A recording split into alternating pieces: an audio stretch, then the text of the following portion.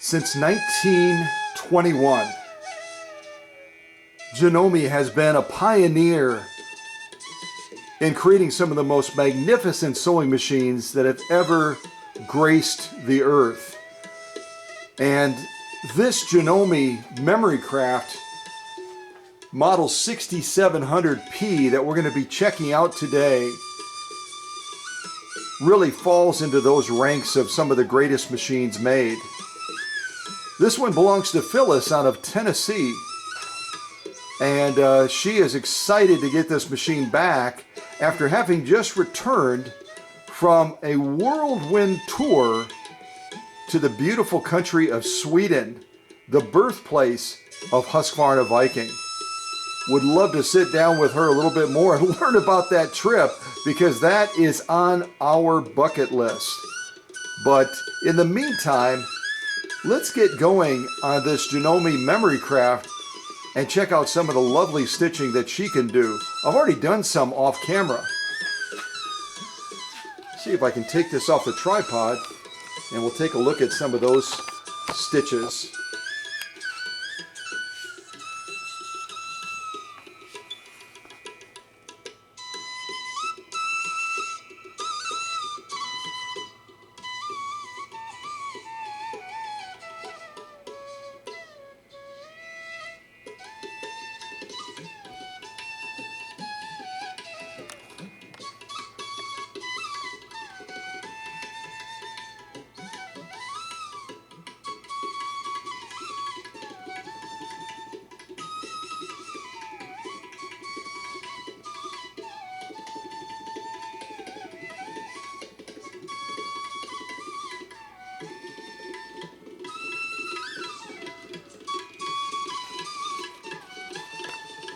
Let's see if I can pause my music real quick.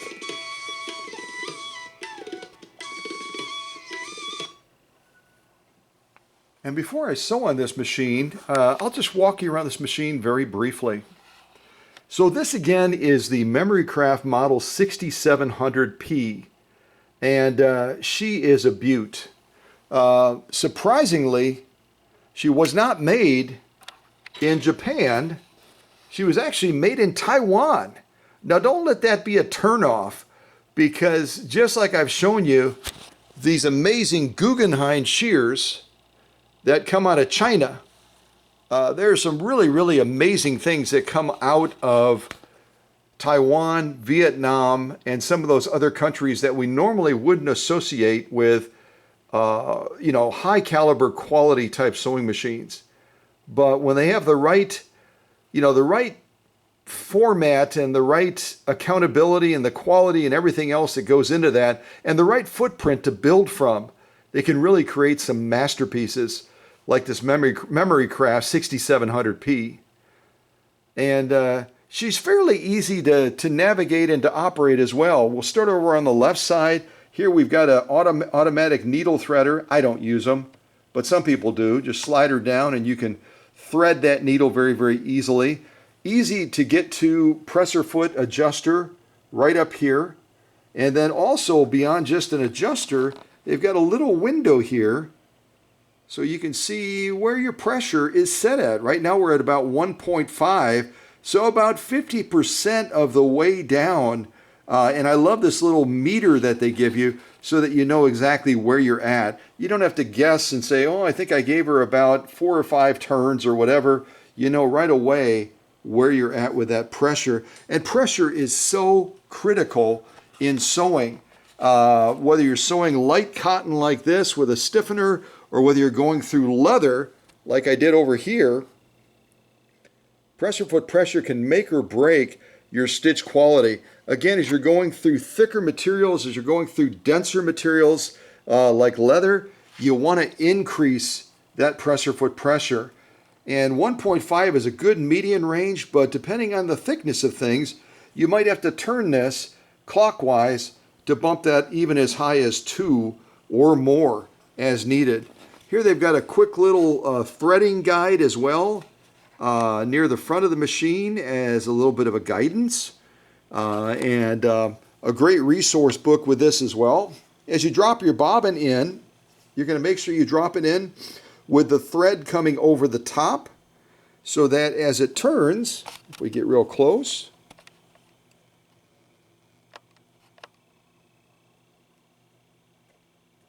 it turns, it's going to go counterclockwise. And most of the Japanese machines, including ones that were made post-World War II, are going to typically turn in the bobbin case counterclockwise. That's not a guarantee, but the majority of them are. So that'll give you a good clue on what you need to do to have success.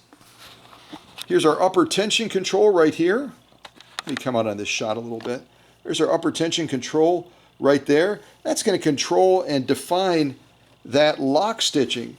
Say, for example, on this sew-off right here, if you want some not just gorgeous top stitching, but some gorgeous lock stitching like that, wow, then you're going to have to make sure that you know how to adjust that upper tension.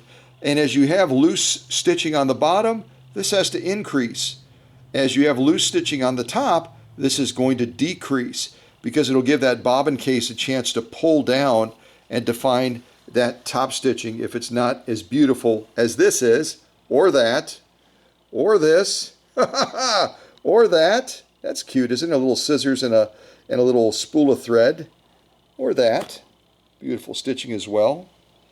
So tension can be really a point of frustration for a lot of people when you understand the concept of tension, and that is that the upper tension is going to define what's on the other side of this material, the lock stitching, and this bobbin case is going to define what's happening on top of the material, this top stitching.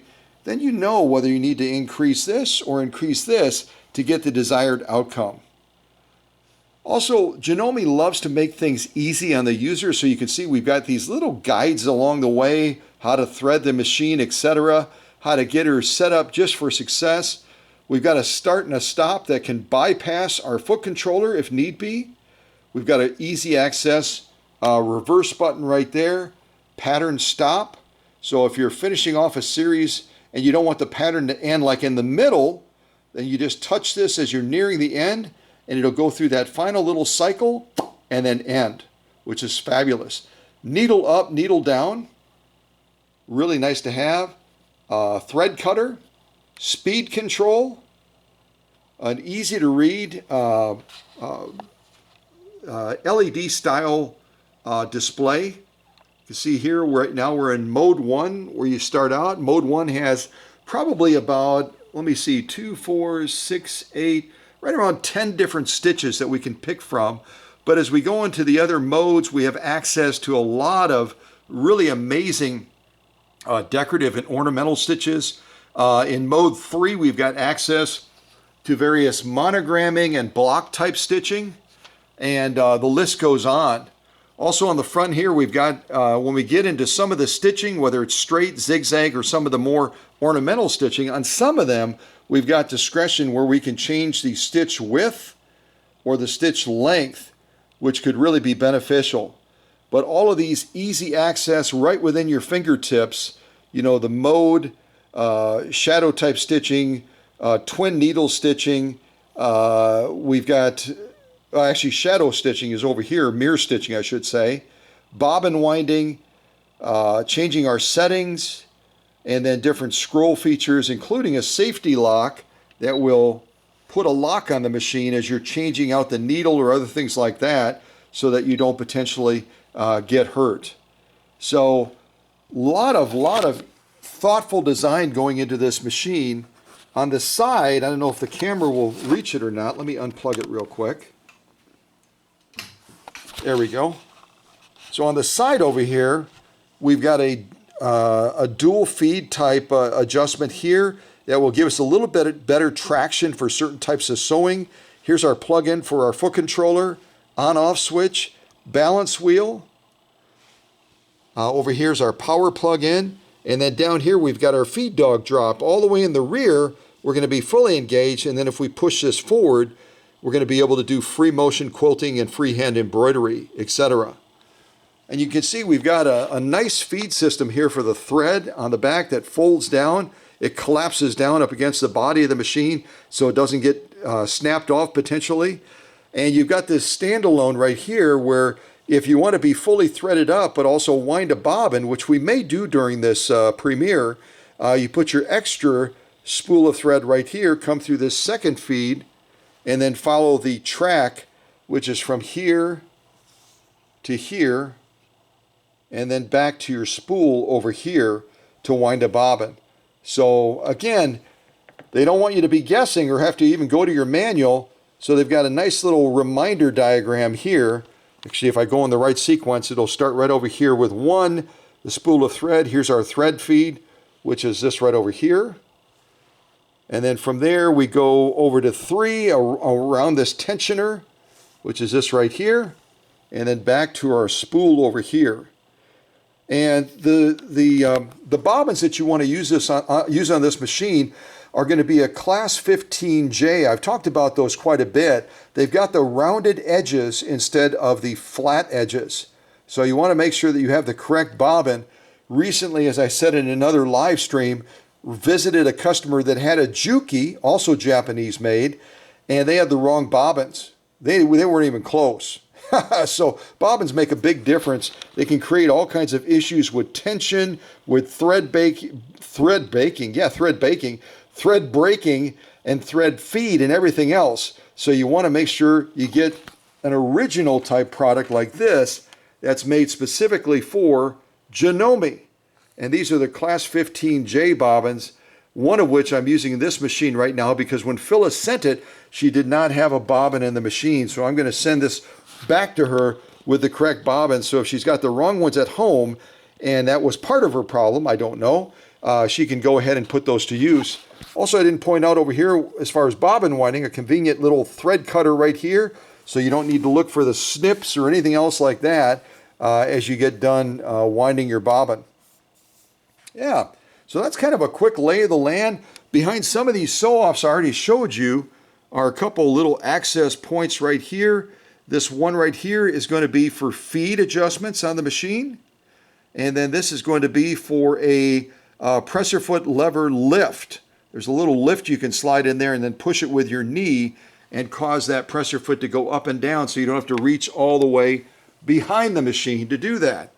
So they have all kinds of conveniences to make life a little bit easier on us, don't they? And that's really the whole thought behind Janome, is they want to make it simple.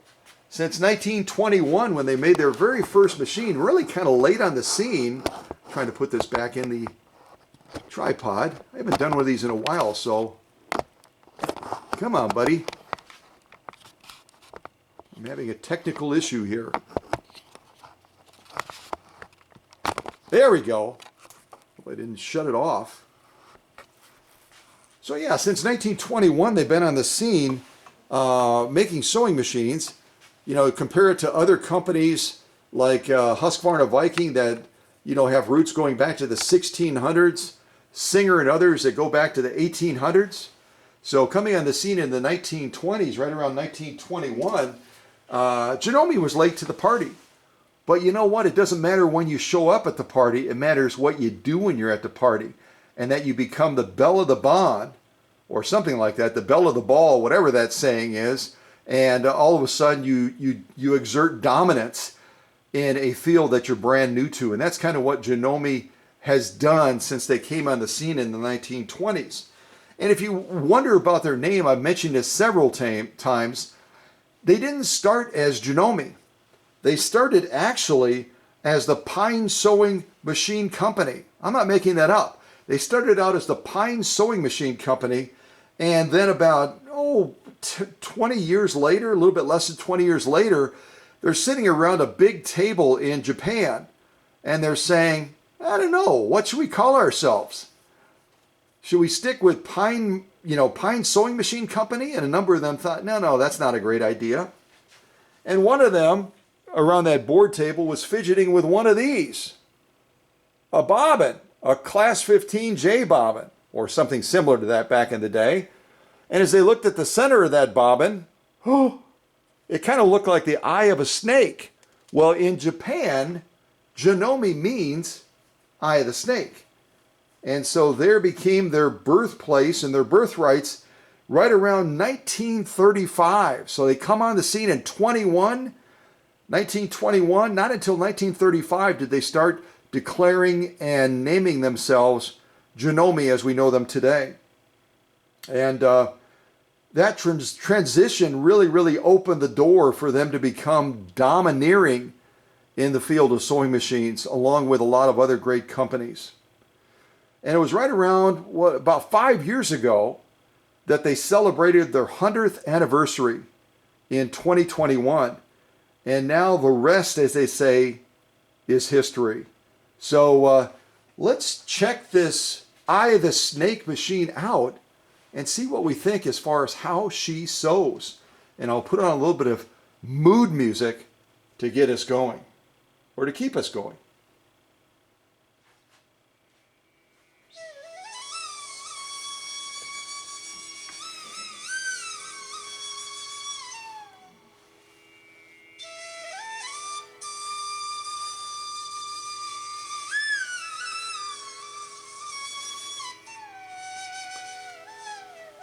So the first thing I have to do is I have to change modes if I want to do that, but I think I'll start in mode 1 because mode 1 is going to give us access to a straight and a zigzag stitch, and then we'll move into some of the more decorative ornamental type stitches that this machine has become famous for.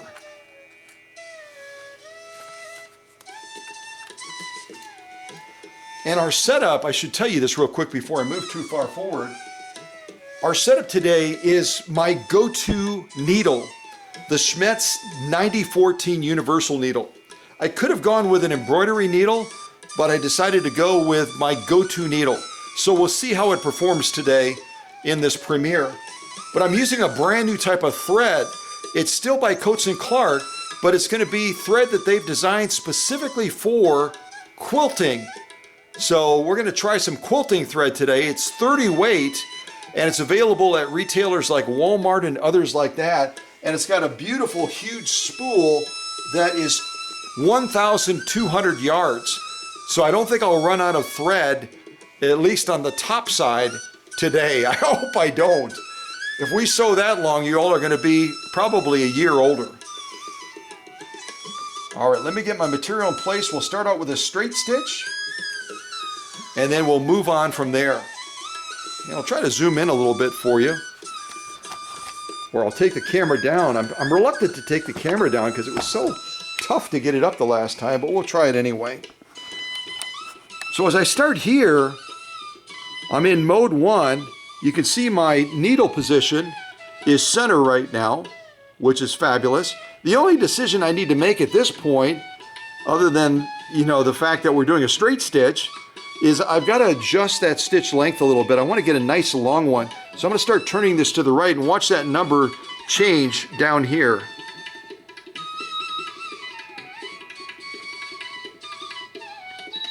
And 5 is our maximum as far as stitch length. So let's see what a max size straight stitch looks like on this Janome Memory Craft 6700P.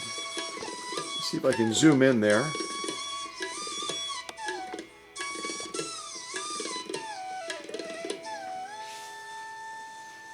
Yeah, I like this mood music, it's fun. Okay, so here's our straight stitch. We'll lay down a straight stitch and then we'll move into some other stitching like a zigzag after that, okay? And I'm just going to push on that foot controller. I think I've got my speed fairly slow right now. I might slow it down just a little bit more. Now I end right now, because of the way the machine is set up in the settings, I end right now with a down needle position. All I do is just bump the button up here. Let's see if I can adjust the camera a little bit. All I have to do is just bump this button right over here. Where is it? This one right here. And my needle goes up. So I'll be doing that off camera quite a bit during this live stream. Or I should say premiere. I'm so used to live streams now. Okay, so let's get this out. I'm going to use my presser foot lever in the back. And the cool thing about this presser foot lever, we talk a lot about hyperextension.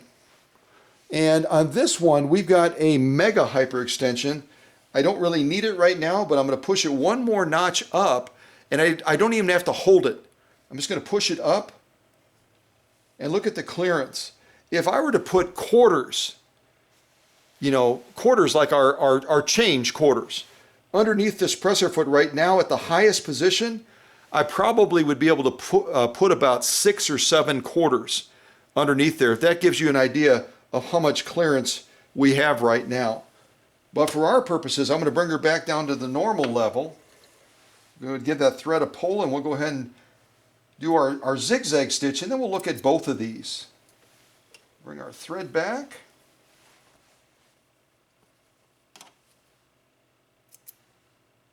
Clip, clip, clip, clip.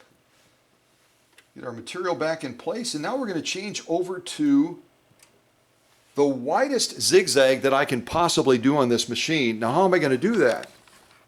I'm going to do that by making a simple adjustment.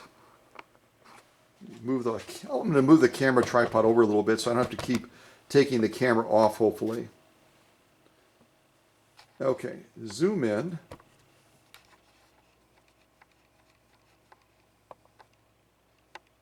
So if you look at the screen, you can see there's just a brief summary of the stitches in mode 1 on the right side there. And they start, for practical purposes, they start right around, well, they start technically one, with a straight stitch in different needle positions. And then we go into a zigzag on number 4, a 3-point zigzag on number 6, and there's a couple of other stitches that follow that, 7, 8, 9, and then all the way down to 0 on the bottom. We're going to do a couple more of those as well, but if I want to do a zigzag, I've got to hit 5 over here on the keypad in order to get that selection. So that's what I'm going to do. I'm going to push 5. And I always say it when you're doing changes on a machine, whether it's a computerized machine like this MemoryCraft 6700P, excuse me, or another one, always make sure your needle is clear of the material when you're doing those changes, because you didn't see it, but you probably heard it. When I hit 5 on the keyboard over there, all of a sudden the needle jumped to the widest setting, or one of the widest settings. Let me see where we're at right now. Yeah, we are set on one of the widest settings. 9, I believe, is the top, 9.0. I'm going to check our stitch length. I think we can go up just about 0.5 more, up to 5. I'm going to go way up there. Yep, 5.0. So right now we've got 9.0, we got 5.0. That's going to be the widest, longest zigzag that we can possibly do. So I'm going to have to see if I need to adjust the material, because my needle will have moved to the widest spot, and I need to make sure that I'm not going to over sew the straight stitching I already put down. So I might have to move that material over just a little bit. Actually, it looks like we might be okay. So I'm going to give this one a go. This is going to be my super wide crazy zigzag stitch. Hold on one second. Yeah, it went back into focus. Okay. I'm going to slow my speed down a little bit, and we'll lay down a super crazy wide zigzag stitch. Okay, here we go. Get my foot on this wonderfully huge foot controller, and here we go. Give it a listen too. This MemoryCraft just runs beautifully smooth and quiet now after all the servicing that she received. All right, here we go.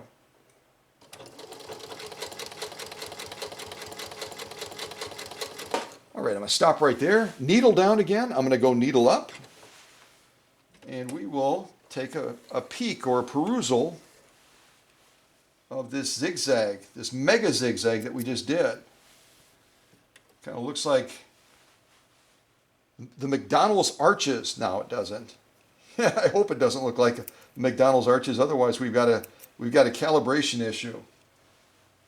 But I'm going to try to go over by the camera so I can see kind of what you're seeing. And we'll take a close look at these. All right, let me come out on the shot. There we go. I'm getting used to this. I usually do the live streaming, so this is a little bit of a change. Here, let's do it like this. So there's our straight, this is our top stitching, our straight stitch and our super wide zigzag. Folks, that is a gorgeous stitch, or I should say gorgeous stitches, just absolutely drop dead gorgeous. The spacing, the integrity of the stitch, the formation of the stitch, it really doesn't get much better than that. And as Phyllis told me when I sent her some of these off-camera shots of some of the sew-offs I did, she said it was not sewing like that after it was serviced recently, not too recently, down in Tazewell, Tennessee. And I won't name that business, but it starts with a B.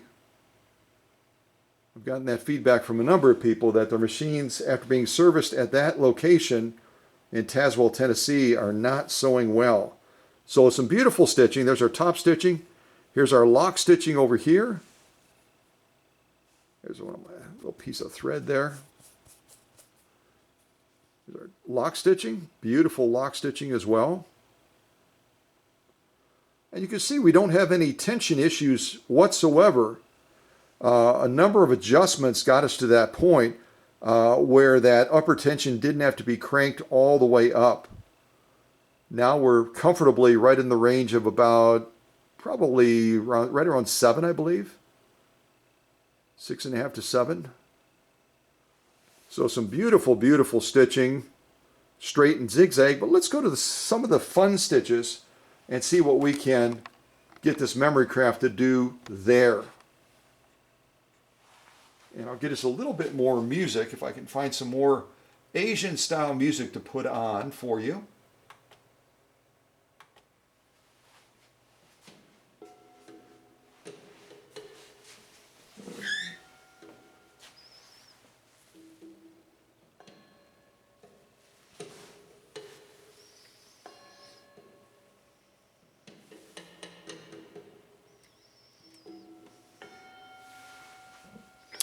All right, we've got our material in place. Now I'm going to go into a different mode, and I'll try to show that to you without having to take the camera off the tripod. I'll see if I can move the camera over a little bit. I'll move my stool over a little bit. We'll get more of a forward shot here so we can see that screen very, very clearly.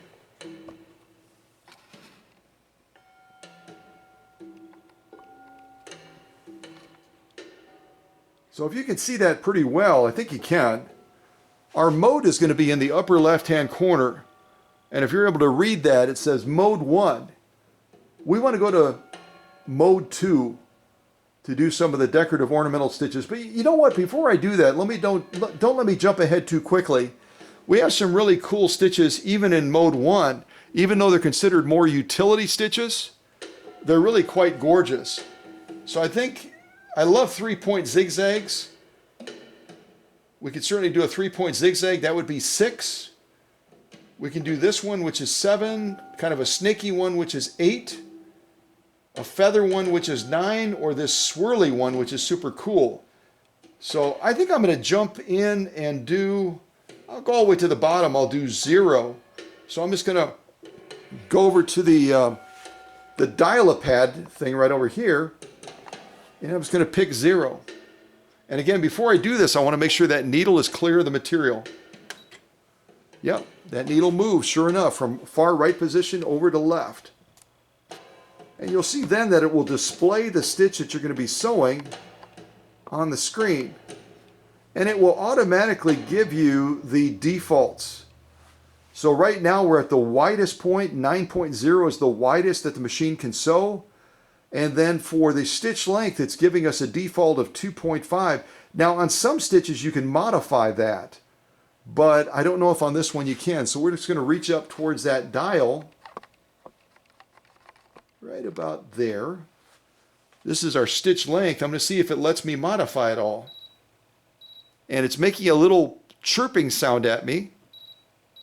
It's telling me, nope, you can't change it.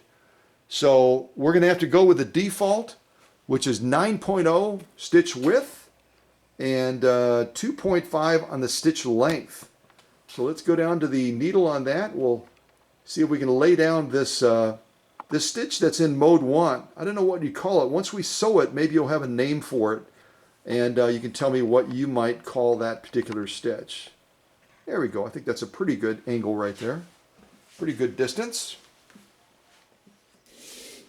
All right, so this is going to be our first kind of semi-fancy stitch in the mode 1 setting. Again, there's 3 modes on this particular machine. This Janome Memorycraft 6700P. I always want to say 67P, but it's 6700P. And that's pretty close to the price tag of what this machine would have sold for when it was new. Not quite that high. This would have been right around a $4,000 machine. So not in everyone's budget to buy a machine like this Memorycraft 6700P. You might be able to find one used for about $2,000, maybe $2,500, but they're not an inexpensive machine at all. And because of the way they're built and because of what they offer, that's probably a pretty fair price for the machine. So let's try to lay down this stitch. I'm going to push my stool back and just stand up. It's probably going to be easier as far as my limited space. Yeah, and then let's move on and do some other ones after this. All right, here we go.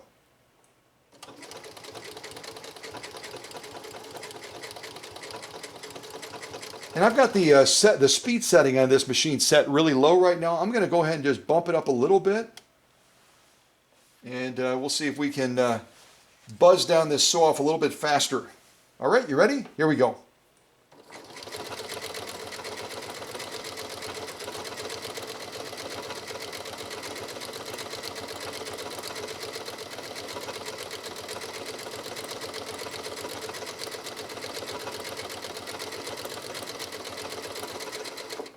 And I'm going to stop right there. And again, as I was nearing the end of that, I could have hit the pattern end button, and then I wouldn't have to guess where to put the brake on. The pattern end button again for this 6700P is going to be, it looks like a little bullseye right here.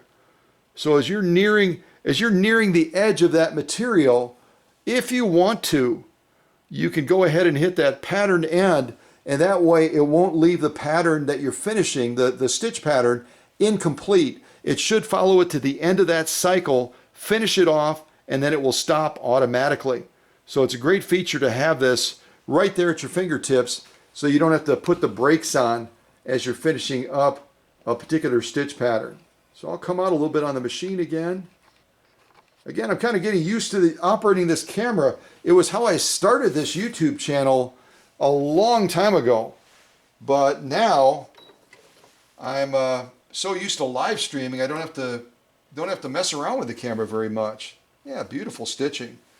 You give this a clip, and then I'll show you this stitch. I'm not going to give it a name. I'll let you give it a name. Maybe you'll have a name in the live stream, or the live chat, I should say, the live chat on what you might call this particular stitch.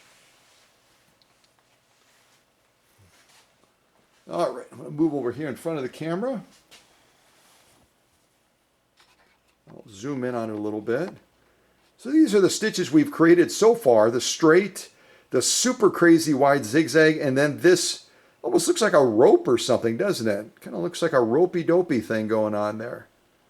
But you can imagine the ingenuity that the Japanese folks at Janome came up with to be able to produce a stitch that, you know, that could do that. We've got some feed dog movement, we got some needle movement, but it looks kind of like we looped it, doesn't it? Quite spectacular. How does our lock stitching look like? Absolutely gorgeous. Look at that. The straight stitch, the zigzag, and also our rope stitch. I guess we'd call it a rodeo rope stitch or something. Absolutely look fabulous. And the only thing we can notice that might be a little bit in need of tweaking is we got a little bit of puckering or a little bit of, you know, kind of a puffiness there in the material. That's indicating that our presser foot pressure is a little bit too high. And so we could make that adjustment on top of there, right there, by turning that just a little bit counterclockwise, and then we would get rid of that puffiness or that puckering that is happening with that material. But some beautiful, beautiful lock stitching right there, all the way across. And top stitching is also absolutely spectacular. I think my material is shedding here. It must be the season. So let's go ahead and explore some other stitches as well. See if I can zoom in on the screen over there. And maybe we'll do another one of those in mode 1. There you can see we're in mode 1. Kind of lock that screen in. I'll get my material back in place.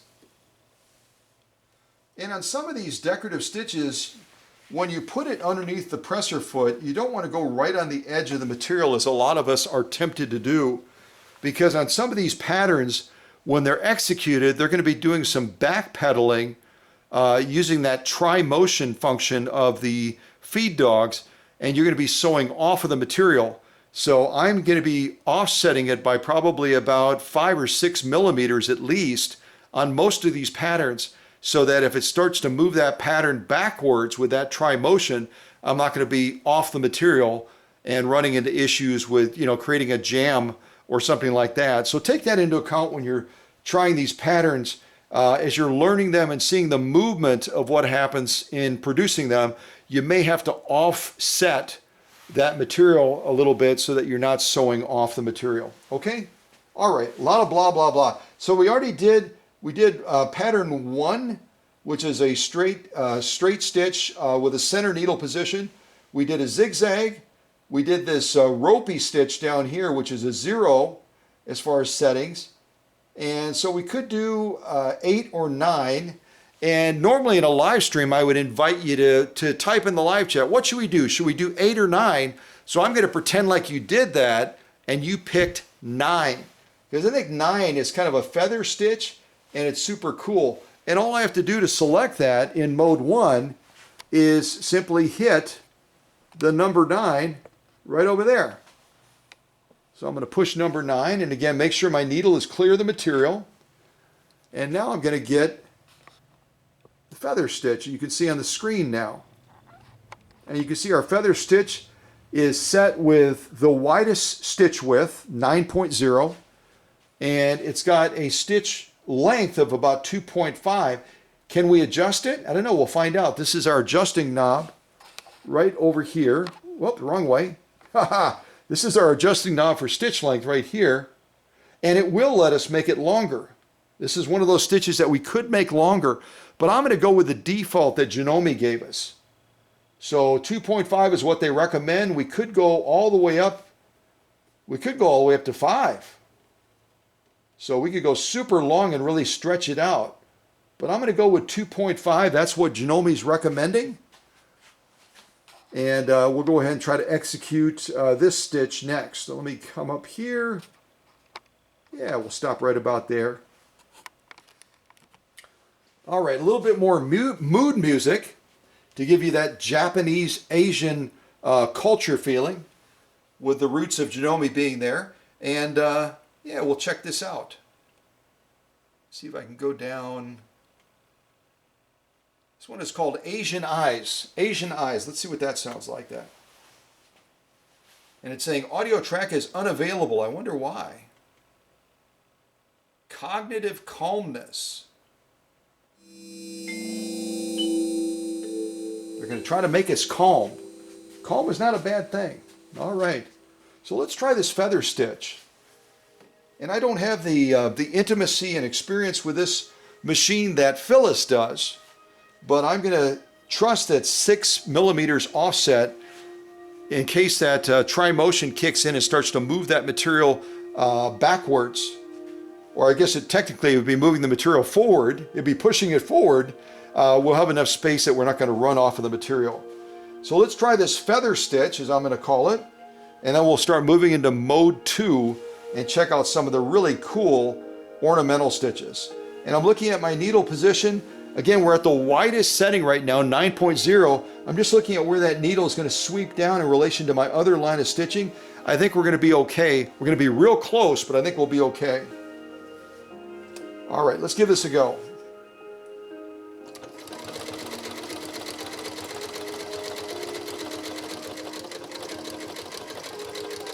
And again, on some of these more intricate stitches, there's nothing wrong with slowing down a little bit on the machine. It gives it a little bit more chance to react and doesn't stress that thread quite as much. So we're kind of taking it at an easy pace right now. Stop right near the edge, and I'll hit my arrow up button. Yeah, it's a lovely stitch. Beautiful. Yeah, very, very nice. Beautiful stitching.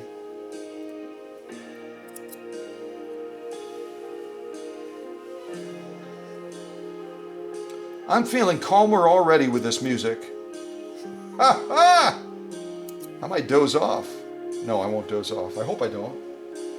If I do doze off, I'll put the machine in the safe mode. I'll put the machine in the safe mode. Oh, wait a second. I didn't even show you the stitch. I'm so excited to move into the mode 2. I better pump the brakes a little bit here. All right, so this is the feather style stitch we just did. Come out on the shot a little bit. Look at all of these stitches in totality. Yeah, it's really kind of a cool stitch. Again, we're looking at our top stitching right now. Absolutely gorgeous. I'll get even a little bit closer if I can.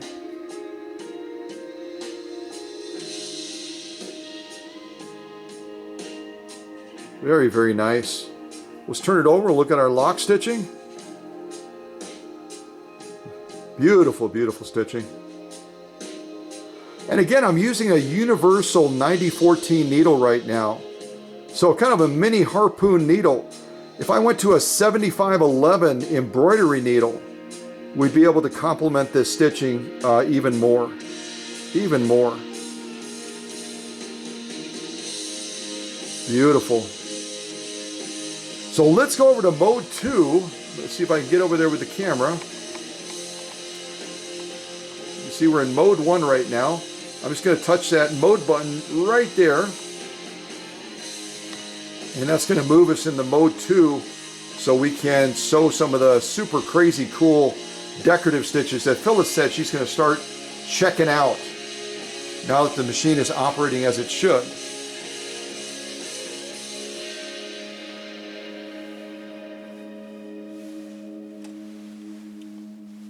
All right, let's get that into place. All right, that should be enough of an offset. I'll have to see what the needle width is on one of these stitches that we're going to do just to make sure it's not going to overlap our feather stitch. So I'm going to rotate my screen, see where we're looking. Okay, we're looking at the main screen right now. So I showed you where the mode button is. I'm going to push that. You'll see our mode 1 go to mode 2. And again, whenever you're changing modes, whenever you're changing stitch width, stitch length, whatever it is, make sure that that needle is clear of the material because that needle is very likely to move and you're going to bend that needle. And if you don't realize it, you're going to start sewing and you're either going to have a bad day as far as the stitches that you're getting, or worse yet, you're going to damage the hook assembly on the machine. And you don't want to do either one of those. So we're in mode 2 now, and there is a way that we can use the arrows to the right to laboriously go through all the different options. I'm going to come out like this a little bit so you can see both, hopefully. So if I use these arrows here, I can scroll through the screens and get a variety of different things that pop up. Here you can see the stitches starting to change right there. I'll see if I can get a little bit closer to that. Oh, you can kind of see it. You can kind of see it. You just go like that. That's going to be right where the M is. You're going to see that's going to be the stitch that we would get. Oh, there's a, looks like a 3-point zigzag in mode 2 as well. That's kind of a cool stitch right there. But that takes a long time. So what I would recommend you do instead of scrolling through all of them is go to your book. Hopefully you have a book similar to this. This is going to be the instruction book, Memory Craft 6700P. Let me come out on this shot because I'm like way too close. There we go.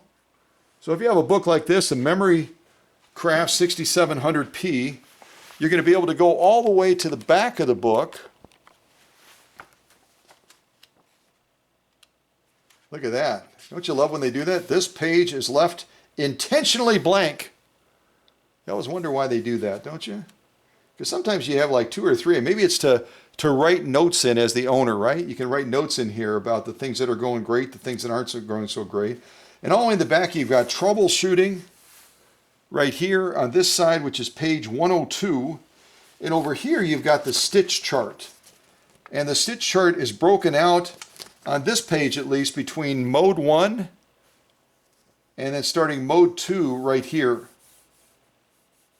And then they give you guidance as far as straight stitch needle plates, professional grade needle plates, etc., blah, blah, blah. I don't usually goof around with that stuff. I like to keep it simple, especially in premieres and live streams, and get you excited about these machines, show you what they can do, show you how well they can perform after workshop magic, and get you excited and get Janome excited because you're excited about their machines, right?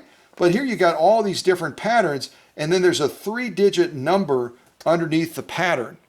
And that's what I would recommend you use as far as a guide to try some of these stitches on your Memory Craft 6700P and put it to work. But I've got some of these already written down, and some of the ones that I really want to show for you and showcase for you.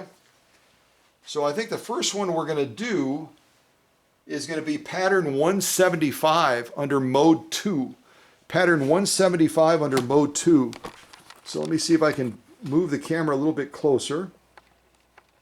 Right about to there. So right now we're already in mode 2. It's in the upper left-hand corner. So all I have to do is, since I want to do pattern 175, is just punch in 175. And the needle moved from a far left position to a center position. So that tells you right away, again, make sure your needle is clear of the material as you're making any changes on the programming of the machine. Stitch width, stitch length, stitch pattern, whatever it is. Otherwise, you're going to be in a bad situation. Now, this is a pretty cool pattern right here. That's the one right there that we're going to try stitching next. I did do that off camera already. And you can see our stitch width is at a 9.0, the widest setting that this machine will do. Our stitch length is only 1.5. Our maximum is 5.0. Just out of curiosity, we'll see if it will let us modify that. And it will. So we could take this pattern and stretch it out a little bit, almost elongate it by adjusting our stitch length. But I'm going to leave it the way it's pre-programmed with the default, because that's probably based on Janome being as smart as they are about their machines. It's probably going to give us the best result. Now, I don't remember if on this pattern there's a lot of backpedaling. Hopefully not. I'm set off right now by about 6 millimeters, maybe a little bit more.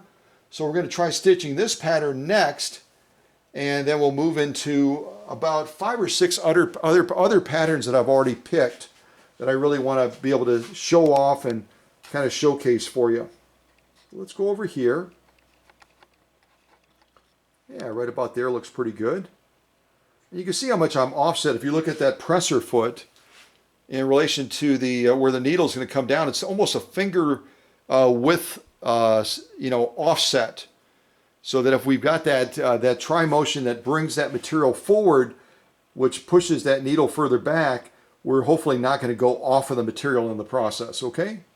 So I'm going to go ahead and sew this pattern. I'm not going to put on any music. I want you to be able to listen to this lovely machine just purr as she is going to strut her stuff and demonstrate what she can do with this particular pattern. Again, this is pattern 175 under mode 2 for this Memory Craft machine. Okay? All right, here we go.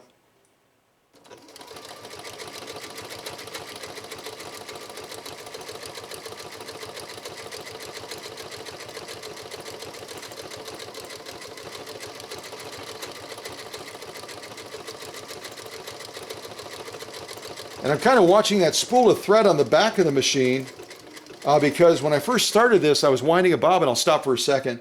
As I was first winding this bobbin for this machine, that new type of spool thread, the quilting thread, did not, the thread didn't come off evenly. It kind of jammed a little bit. And on this memory craft, if you have a jam where all of a sudden the thread doesn't feed, it gives you an emergency stop. It senses that the thread is not being fed properly, and it stops the machine dead in its tracks. So I'm kind of watching that new spool of thread that has 1,200 yards of thread on it, that it's not going to jam again and create an issue for the machine. All right, let's continue through.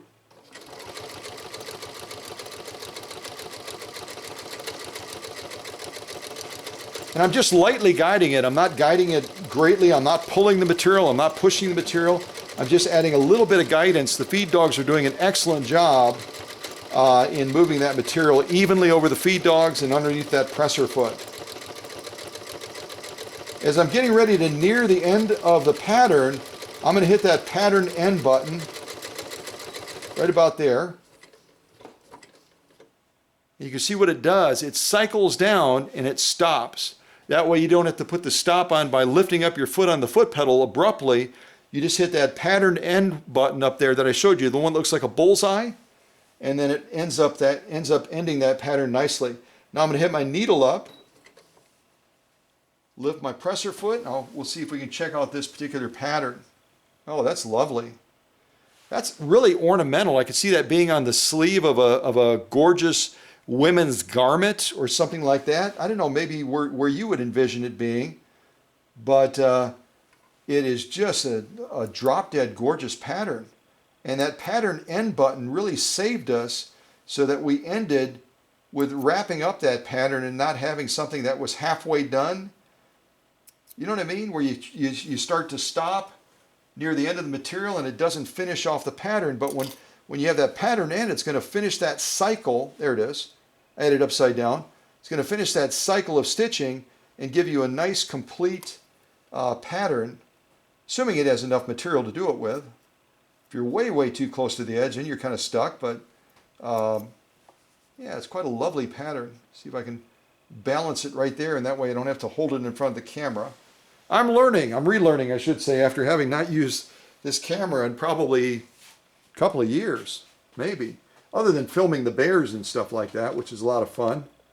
Susie and I, if you haven't seen those videos, we have hummingbirds, we have bears, we have coyotes. We haven't caught them on camera yet, but we have foxes, oh my goodness, deer, you name it. We've got all kinds of critters here. So there's that pattern we just did. Quite lovely. All the stitching we've done is just spectacular, isn't it? So if you're a vintage snob and you go, I'll never own a contemporary machine, you might be rethinking that right now when you see some of the stitching that this Memory Craft 6700P can do. Yeah, lovely. Come out like this, and then what I'll do is I'll grab that material and I'll hold it up so you can see the lock stitching as well. Yeah, we'll take a look at this again because I think I could do a little bit better than plopping it in front of the machine. Now look at the overlay of that thread. It just gives it really an embroidered look, doesn't it? It's really quite amazing.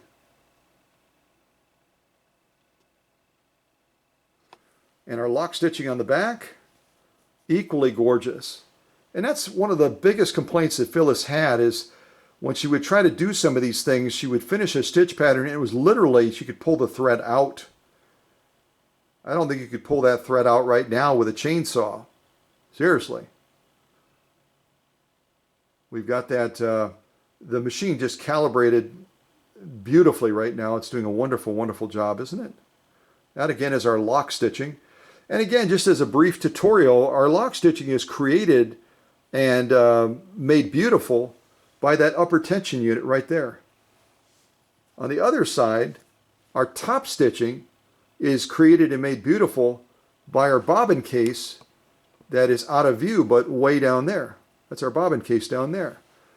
And this machine, like the other machine I just showed you, that Skyline S5 that we just presented on this channel, Janome gives you an opportunity to be able to access that bobbin case if you have to service that area, lubricate it, whatever you have to do.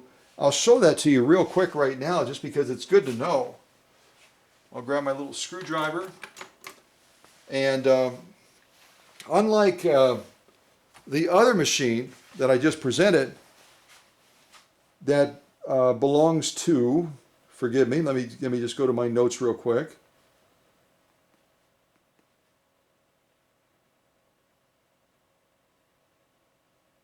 Silence is horrible, isn't it? Ha ha ha. Sandra from Tennessee, that Janome Skyline S5 that I just presented had a little release kind of underneath where the free arm would be, and you would pull that and then it would pop up that plate so that you could take that plate off and get into the machine. This one's going to have it on the left corner. It's almost kind of hidden right there. And we're going to push that in, and then it's going to make that plate pop up. I'll try to get nice and close to it because we're going to do a couple things right now just to give you a better understanding of some DIY preventive maintenance type stuff. And also, if you get a jam or something like that, or you just want to, you know, make an adjustment to the bobbin case, whatever it is, and you just gently take a tool like this and just kind of pop that up so that it's loose. There we go. And you make sure your needle is at the highest position so that when you're moving this out, you're not going to potentially grab that needle and bend it. So I'm just going to lift this up a little bit and just kind of wiggle it out.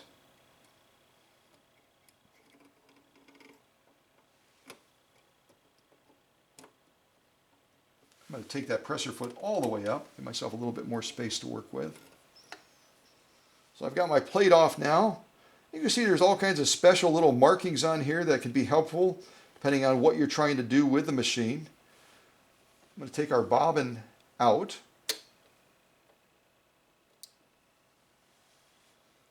You can see when I took it out that bobbin thread is going to be coming over the top when we put it back in as well.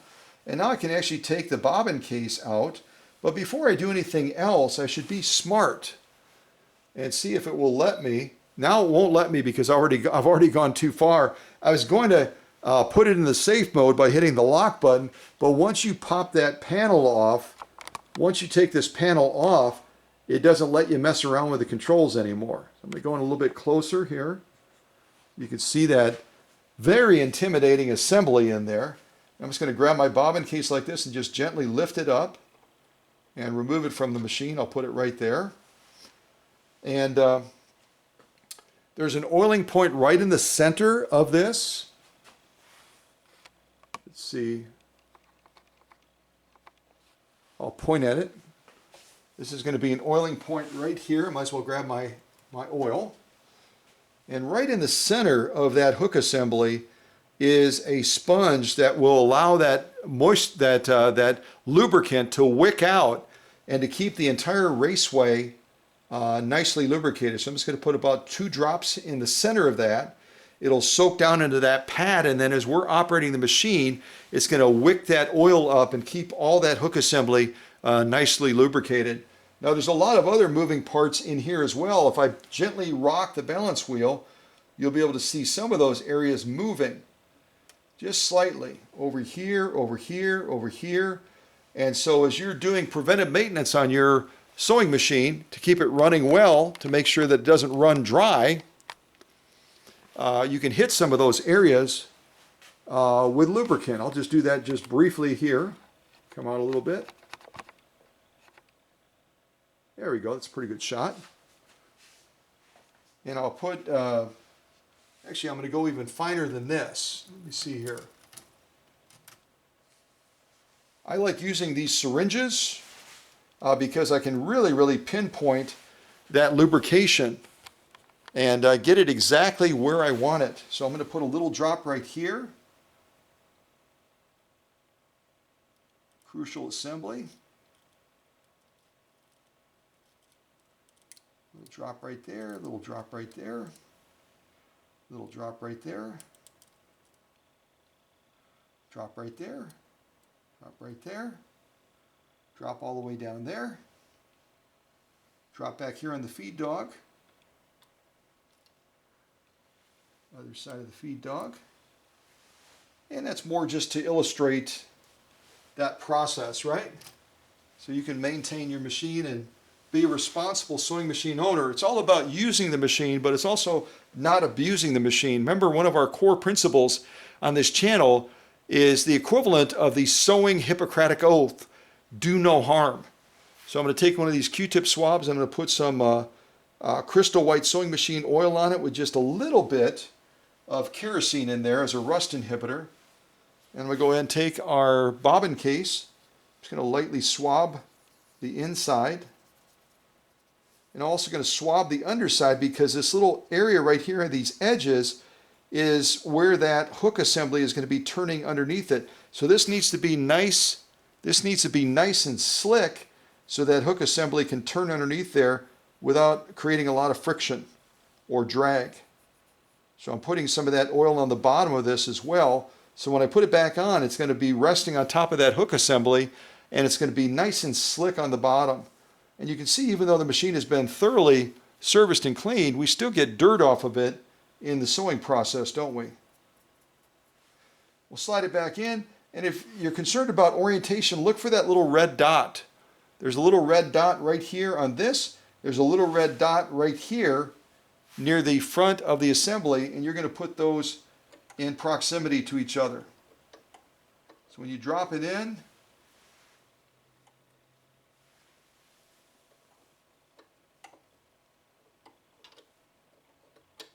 there we go.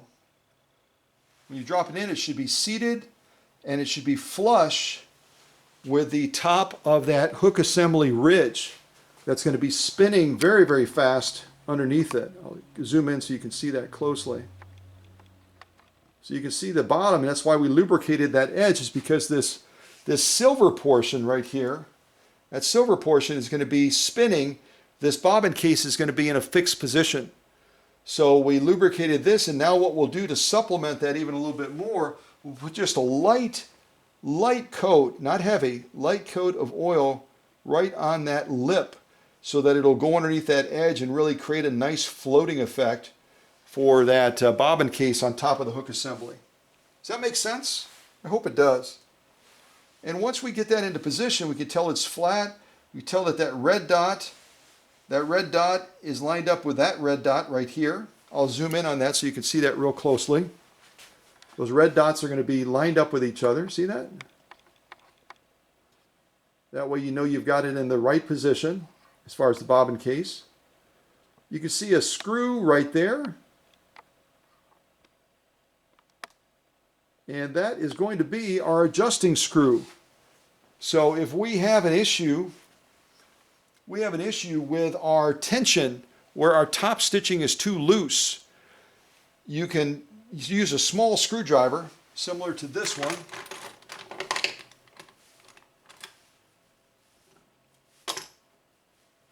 You use a small screwdriver similar to this with a bobbin case. I would recommend with the bobbin case out. And again, if the stitching on top is a little bit loose, then you can turn that screw very, very slightly. We're talking like a millimeter at a time. You can turn it clockwise, and then it's going to increase that pull down to define that top stitching better. Conversely, if your top stitching is overly tight and your lock stitching is on the loose side and you're already turned up way up on the tension control, let's say you're turned all the way up to 9, which is the maximum, then you can go ahead and back this off by turning it counterclockwise, and then you won't have to set your upper tension as high to get a balanced stitch. You follow? This sometimes can be turned in too far, and to offset that, you've got to crank your upper tension way up, which you don't want to have to do. You always want to have a buffer of 2 to 3 positions on your upper tension that you can adjust it up or adjust it down if you have to, certain materials or other things like that, or the thread you're using where you have to be able to tweak it. So that little adjusting screw can really be critical as long as you know what to do with it. Again, if the top stitching is loose on top of the material, say for example, if we sewed this and that pattern didn't look as absolutely drop dead gorgeous as it does, which way am I going? That way. There we go. If this stitching didn't look as gorgeous as it does, let's say it looked loopy, and loose, then we know that that's an issue with our bobbin case not pulling down hard enough. So that's where we would, in small increments, we would turn that little adjusting screw right there. The little adjusting screw I'm referring to, I'll zoom in on it a little bit. There it is. That's our little adjusting screw right there. You can see on the screen. And again, if the stitching on top is a little bit loose, turn that in really, really small increments. You can see right now, hypothetically, it's kind of pointing at, on a clock, it's pointing at 11 in the upper left-hand corner. It's pointing at 11. You would only turn it to about 12. If it's way off, you might turn it to 1 clockwise. See what I'm saying? Only in really small increments, because on this screw, it makes drastic changes to the tension balance, and you don't want to overdo it. Then you're going to be backpedaling, trying to undo what you've done. Does that make sense? So right now we're at about 11 o'clock position. We're getting great results as evidenced by the sewing that we've already done. We're getting amazing results. So we don't want to goof around with it, but if you had to, you could do that to adjust that tension factor, okay?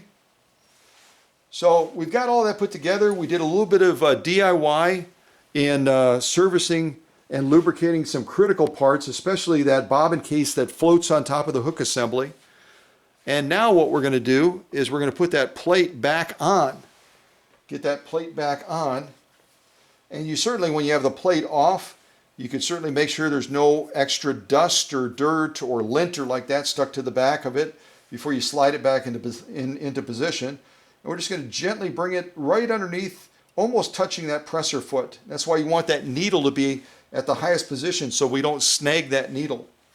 Okay, we're going to kind of slide it in. You got 2 little fins right here that stick out that have to go into position. And once you get those slid in, you've got it lined up properly. You take your finger. I can't see if that's on camera or not. Take your finger and just push right in the middle, straight down. So it locks in place, okay? And now what we're going to do is we're going to open our little plastic window. Take that out, and we'll get our bobbin back into position. Looks like we're getting pretty low on thread. Maybe it's almost time to wind a bobbin. But that would mean unthreading everything. So I think I'm going to see if we can finish the race. And I also have this other bobbin as a backup. I think that's another type of thread, though. I think I had a different thread on there, maybe some regular Coats and Clark. We'll see if we can get down the road. Well, I don't think we're going to have enough. So let me take out another one of our Janome bobbins. There's not much thread left on that bobbin, and we eat up a lot of thread doing these decorative stitches. You can see we only have probably about 1/3 of the bobbin filled right now. So rather than risk it, since we've got a ton of thread on top with that quilting spool with 1,200 yards, we'll go ahead and just wind a bobbin. And that's a good opportunity for you to see how we wind a bobbin as well. And I don't do it exactly the way the book does it. Does that surprise you? I always have my own style of what I do. We're going to come out like this a little bit. I'll move the camera over. Yeah, kind of like that. That should be fairly good. So the first thing I'm going to do is I'm going to unthread the machine, because I only have one of these spools. I probably should have had 2, but I only have one of these spools. So I'm going to gently pull that thread. I've got the presser foot up, so I'm going to gently pull that thread all the way out. And that'll give you a chance to see how to thread the machine as well. So I've got that pulled out now. And again, on the threading guide, when it comes to winding a bobbin, we're going to start coming off the top of the, I call it a spool tree. We come off of there, and then we go through this first thread guide right there. So kind of like from up here,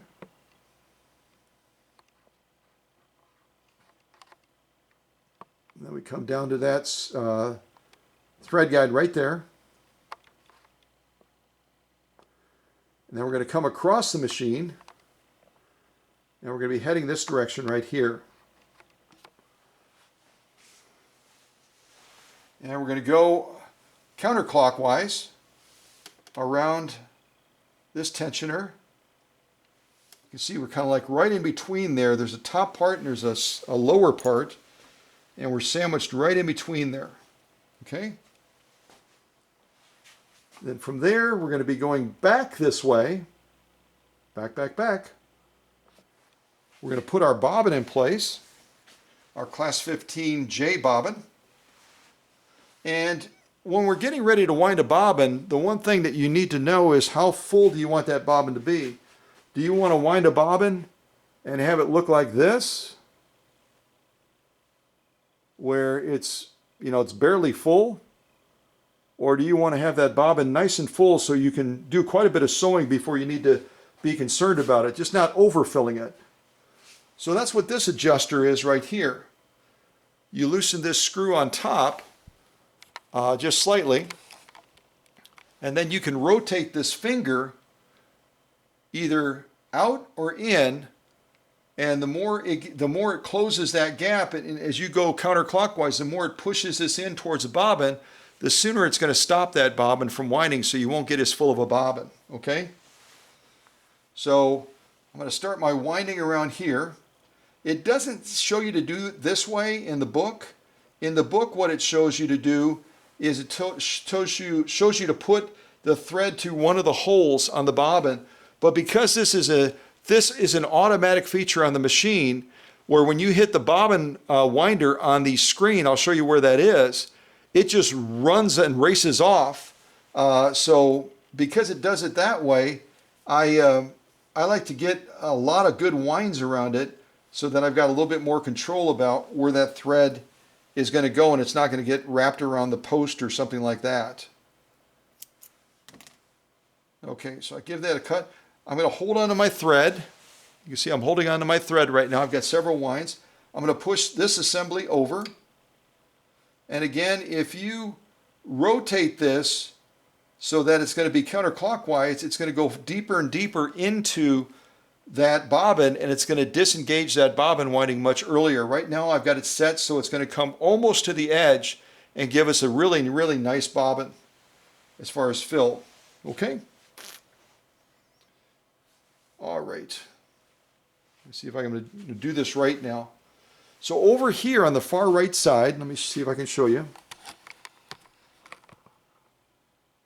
On the far right side, just above the settings, there's our settings button. We've got our bobbin winding button right here. And as soon as you hit that bobbin winding button, you better be ready. You better have your seatbelt on, because that sucker comes to life and it goes. So I'm going to see if I can adjust the camera again, and we will begin winding this bobbin.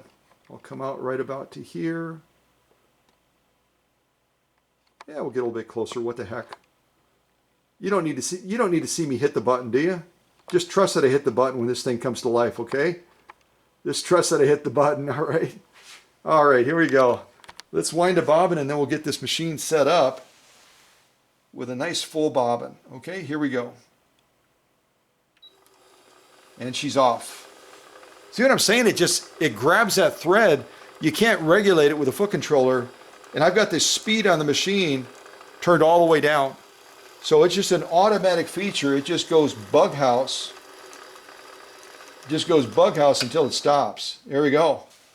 And now we got a full bobbin to work with.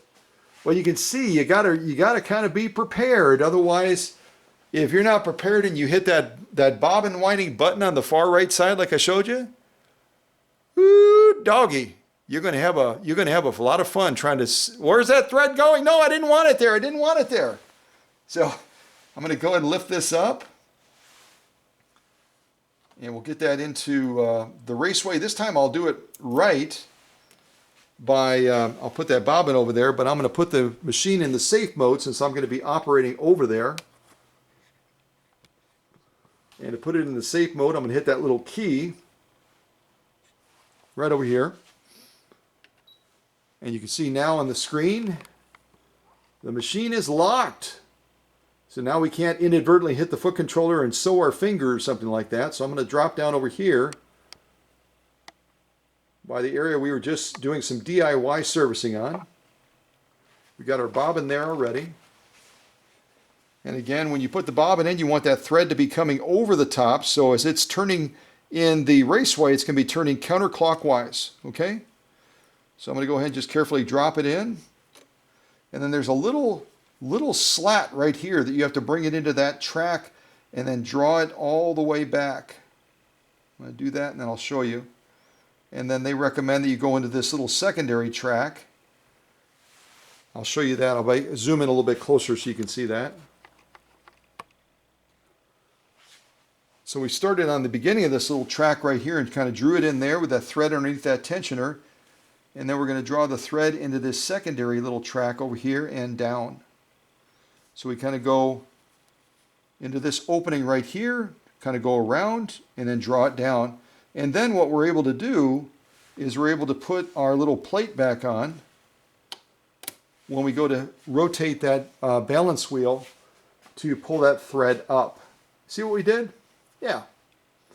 So we're good to go now as far as that set up. We wound a bobbin. We didn't die. Yay. And now, however, we need to thread the machine. We need to thread the machine in order to move to the next step. So in order to do that more easily and show you, because I can't hold the camera and show you at the same time, I'm going to walk you through it and then I'll actually do it by taking the camera out a little bit further. So we're going to start in the same manner. We're going to start with our big mega spool of quilting thread here. We're going to come up through this track right here. And again, this folds down against the body of the machine to protect it when you're not using it so you don't snap it off. Then we're going to come through the front of that. We're going to come through this little thread guide right here, just like we did when we were winding a bobbin. We're going to come across here, and instead of going through the tensioner like we did before, we're going to come behind here and snap the thread in there. And then after we snap the thread in there, we're going to come through here. We're going to draw the thread through and snap it in there as well. Then we're going to come down through this track. We're going to come around the bottom and we're going to grab that take-up spring, that check spring. We're going to come up here and to the take-up arm and we're going to go around it right to left. We're going to come back down the same track. And then when we come down the same track, we're going to go over this little bar right here. You see that little bar? We're going to drop down and come down from that little bar. And then we've got a thread guide right here that we have to go behind. See that? We kind of snap it in from right to left. We draw it behind there. Not through that slat. Don't put it through that slat right there, because you're going to break your thread. Draw it behind there and it'll be in that nice open space right here. Right in there. We're going to come down. We got another thread guide right here, just above the needle, and we need to draw that all the way across to snap it into place. Don't stop right there. You got to draw it all the way across, and then thread the needle from front to back with the flat side to the rear. Okay.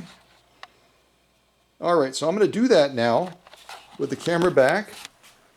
Give you kind of a view as I'm doing it.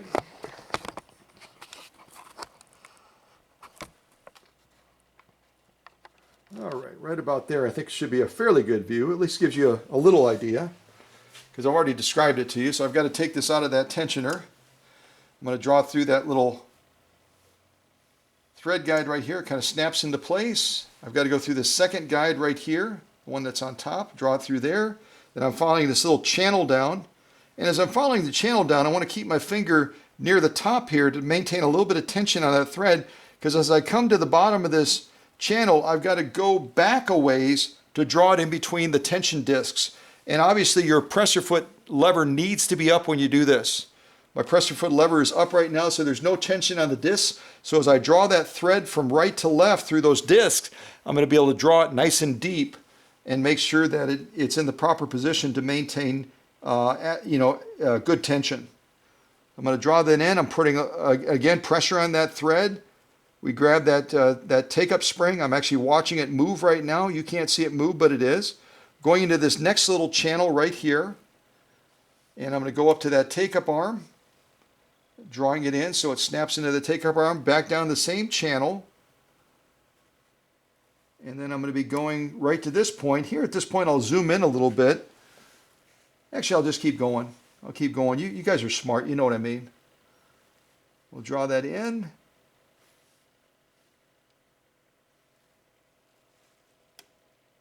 It's a tight little fit in there. Let me see if I can do it this way. There we go. So I just drew it behind there. I'll just show you the thread position so you don't make the mistake of threading it in the wrong spot. So you can see right now we're behind that opening, not through the opening. Okay.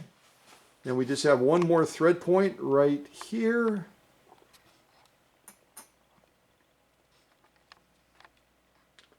The camera does not want to focus there. At any rate, we got one more thread point, and then we'll thread that needle from front to back. So I'm going to bring this in from the side, and then I've got to draw it all the way across so that it's nicely snugged in there. Then I'm going to lower my presser foot all the way down, and it makes it easier for me to thread that needle.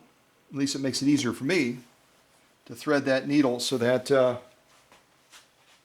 we can resume sewing again now that we've wound to bobbin and we're all set up with that. Okay. We get that needle threaded and we'll go ahead and move forward.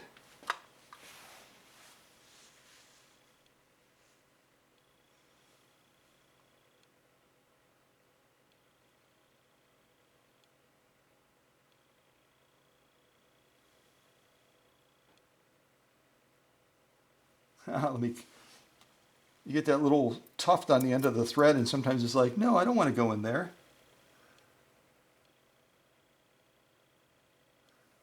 There we go. And again, we've got our machine locked right now, so we can't inadvertently hit the foot controller and sew our finger. Now we'll lift our presser foot up, now that we have it threaded all the way. We'll bring our thread through that little slat on the presser foot. And now we're going to draw that thread up. So you'll be able to see this little tail eventually disappear here. There we go. See that little tail disappear once that hook grabs the thread and starts to pull that thread through.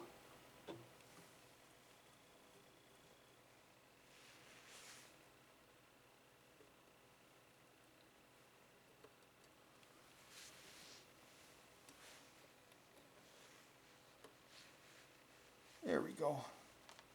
I'm trying to keep my hand out of the camera view, but it sometimes makes it a lot more difficult to do what you do naturally when you're not worried about a camera shot. So I'll bring those two threads back now. And now we're all set up to resume sewing again. Well, I hope that's helpful to you as far as not only how to thread the machine, but a little bit of that DIY stuff. It shows you the attack bobbin winding system on this 6700P, where when you hit that button, you better have your seatbelt on because it's going to go. And let's see if we can put this machine back to work and do some of those other fun ornamental type stitches under mode 2. All right, I'm going to lower that presser foot. Again, I've got it offset a little bit in case we have that tri-motion kick in and we start going backwards. And I think the next stitch we're going to do, we did 175, I believe. Let me double check.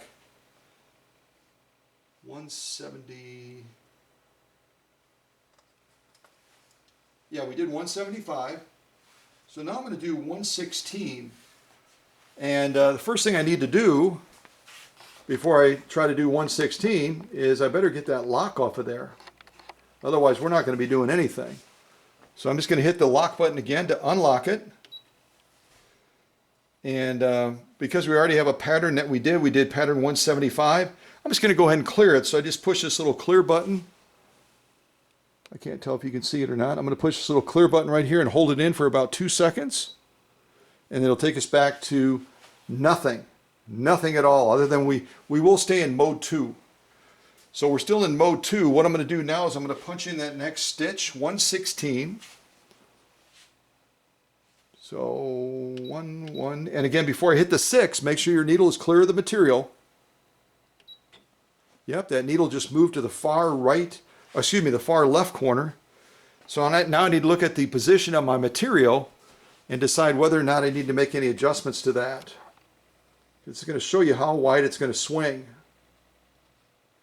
That's a real wide setting. We're on 9. Let me just check. I'm just going to slightly move it just a little bit. I think it'd be okay, but I don't want to mess up the stitching we've already done if I can avoid doing that. Okay. So now we're going to look at that stitch and see exactly what we're going to be sewing. I don't know what you'd call that. It almost looks like the branches of a tree or something like that, doesn't it? And you can see the default that Janome gives us is going to be 9 setting, the widest setting possible, and then a 2.5 as far as stitch length. Our maximum on stitch length is 5.0. And we'll just see out of curiosity, this is going to be our stitch adjuster. Whoops, wrong way, Scott, wrong way. We're just going to see if, by adjusting our stitch length adjuster, whether or not it gives us any discretion. So we cannot go up. We can't make it any longer with this stitch pattern. Let's see if we can go down. So it does let us go down. We could make it even shorter if we wanted to. It's recommending 2.5, but we could go down quite a ways, it looks like, and make it super short. But I think I'm going to stick with the default, just because Janome, they should know better than I should know. Now we're going to be stitching something similar to that pattern right there. You can see the little tree limb thing or whatever you'd call it. Probably has an official Janome name, no doubt. All right. Go right about there. And we'll do this next stitch. And I'm going to put on a little bit of Asian music for mood. See what I can find here.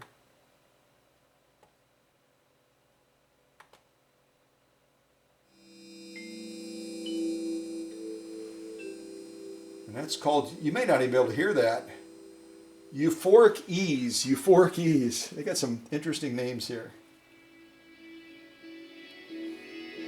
Euphoric Ease. All right, let's try this next stitch pattern.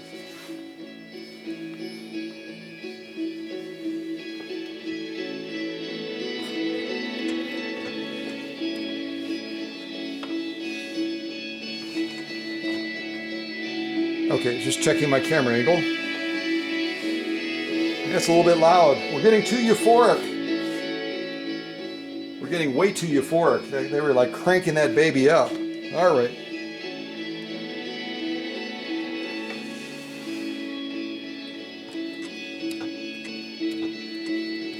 I think we'll go a little bit faster.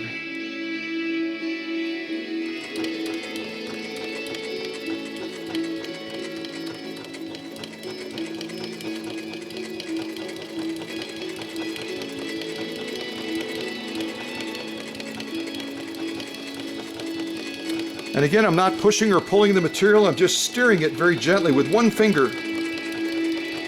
So that tells us that our setting of the presser foot pressure at 1.5 is really pretty doggone good. We've only got a little bit of puckering on the back. We're looking like we're right in the zone. But if we had multiple layers, we'd have to bump that presser foot pressure up.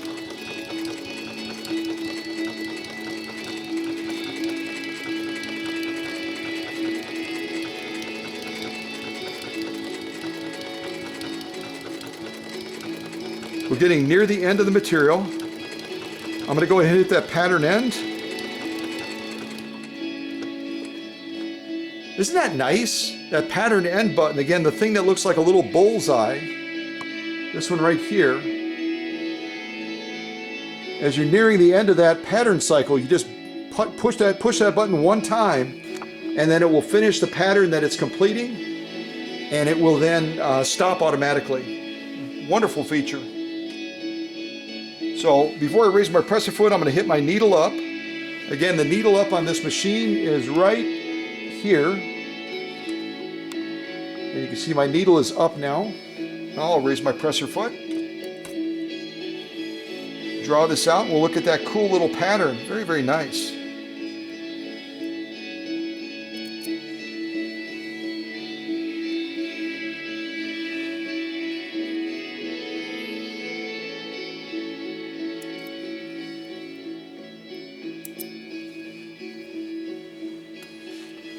Take a peek at this pattern, and then we're going to move to some more patterns. We've got all kinds of patterns to check out here. So this is our top stitching.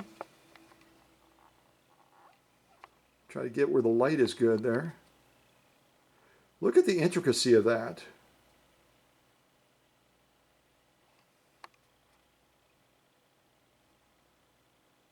Just absolutely amazing. Absolutely amazing. See all the stitching we've done already? Turn it over and look at that lock stitching. And the lock stitching, I mean, it's just amazing. It's absolutely spectacular. We'll look at the last one we just did right here first.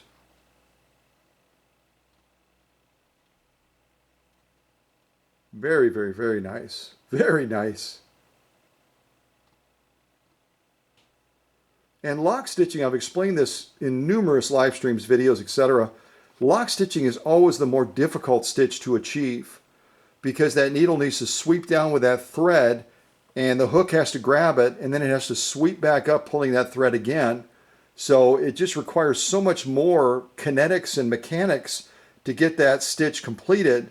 And when you execute a lock stitch like this, that's absolutely drop dead gorgeous. And you can't even distinguish it. You look at it right now, you can't even distinguish it from the top stitch. They look virtually identical. You know that that machine is running at a precision level that's absolutely off the charts. Absolutely off the charts. Isn't that fun when you get a machine that's just happy? It makes you happy. It makes the whole room happy. It makes all of God's children's happy. Yeah, definitely. All right, let's get set up for the next stitch. We're going to stay in mode 2.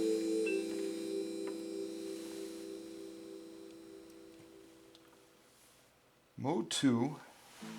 And right now we're at stitch 116. We just did 116. I'm going to go ahead and clear it.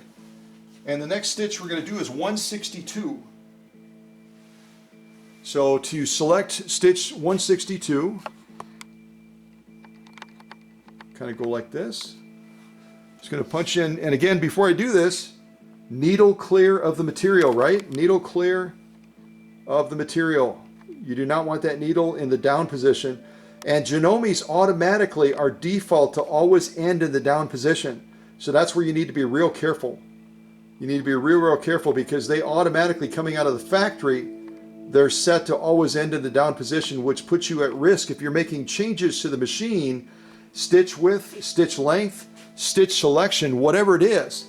That needle's going to move when you hit those buttons, and all of a sudden you're going to have a bent needle. And if you don't realize it, you're going to have a bad day. So 162. Oh, this is a fun stitch. This is a real fun stitch. I think you're going to like this one a lot. Let me show you what it looks like even a little bit closer. Almost looks like a bug or something, doesn't it? Looks like it could be a bug. And you can see where it's, by default, it's going to give us the widest setting, 9.0. And it's going to give us a length setting of 2.5. And I'm guessing we probably cannot go up. This is going to be our stitch length. Whoops, that's going to be our stitch length adjusting. Right over here, stitch length. Can't go up, but I bet we can maybe go down. Yep. So we could make it shorter if we wanted to, but we're not going to. We'll stick with the 2.5. It's got the little brackets around it. The little brackets is telling you this is what Janome recommends for this stitch. But you can be a rebel. You could certainly go shorter. Just remember, as you shorten a decorative ornamental stitch like this, you've got the potential, depending on your thread. We've got a 30 weight quilting thread that we're operating with today. It's a much heavier thread. And we've got a needle that's in the 90 range, 90-14. So if we try to go too short, we might have a mess. It's not going to have enough movement and space to execute that stitch. So just keep that in mind. And that's why having defaults like this can be helpful in setting us up for success, hopefully. All right, let's go over here and get ready to check this out.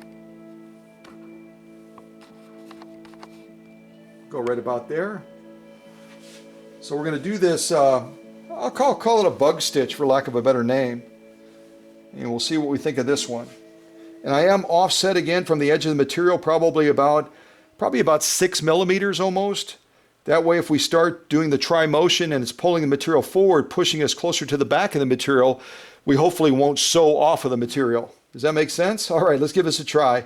This again is stitch number 162 in mode 2 on this Memorycraft 6700P. Okay, here we go.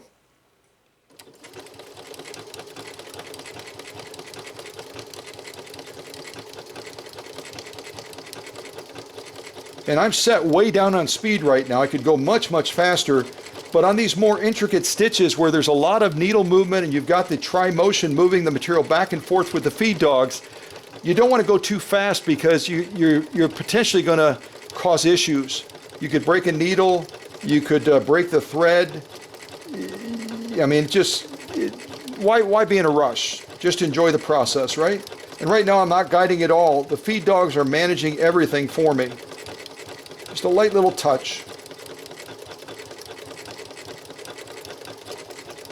Pattern end. And I hit that pattern end button a little bit too late. I hit that pattern end button and it's like, no, we're not done. We're not done sewing the pattern. We're going to continue sewing until we finish the pattern, then we'll stop. Well, I should have hit it earlier. That's okay. So I'm going to hit my needle up now, raise my presser foot. Yeah, see, it hadn't finished the pattern. It was getting ready to go backwards, and I'm like, oh, I guess I hit it late. So yeah, give it enough lead time depending on the pattern that it's sewing so that it will end before it reaches the end of the material, hopefully. Which means we probably would have ended right up here instead of all the way down here.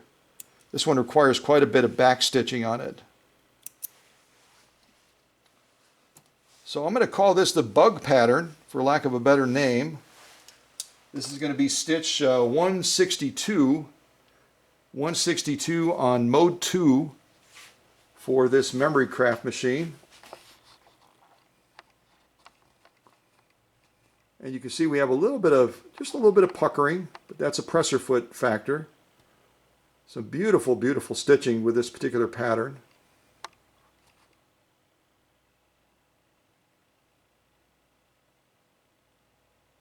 Very, very nice.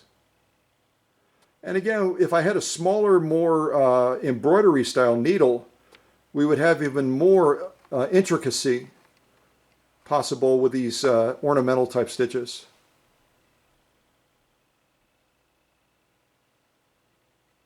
Isn't this a magnificent machine?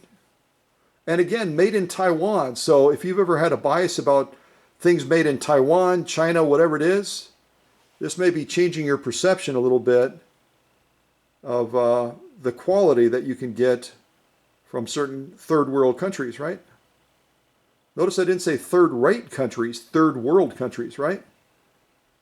A lot of great people around the world, and many, many, many of them follow this channel, including in Taiwan. So I'm guessing they'll be pretty excited to see this Memorycraft do its dance because they made this machine in Taiwan. And there you can see the lock stitching we're looking at now for the stitch we just did, the one just before it, the one just before that. Absolutely spectacular stitching.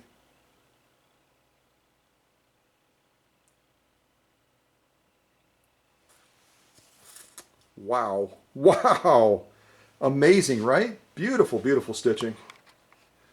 All right, let me come out on the shot a little bit. I'm going to wet my whistle and put on a little bit of music for you. And then we're going to move into our next stitch. Get that material in place. And while I'm walking away from the machine, just in case, I have no grandchildren, but in case there's a little one, a toddler or a tite or something like that, that looks down and they go, oh, what's that pretty white thing down there on the floor? Maybe I should step on it. Before they try to do that, I'm going to hit the lock button up here and we'll lock the machine. That way no one can goof around with it when we step away to get something to drink, right? Yeah, wonderful feature on these Janomes. Our previous one, the Skyline S5, had this feature. This machine has it. A number of the Janome machines have this lockout feature to try to keep folks safe. Not just kiddos, but big kiddos too that might not be paying attention. This is called Hushed Harmony. Hushed Harmony. It's supposed to have kind of an Asian feeling to it. We'll see if you agree. Hushed Harmony.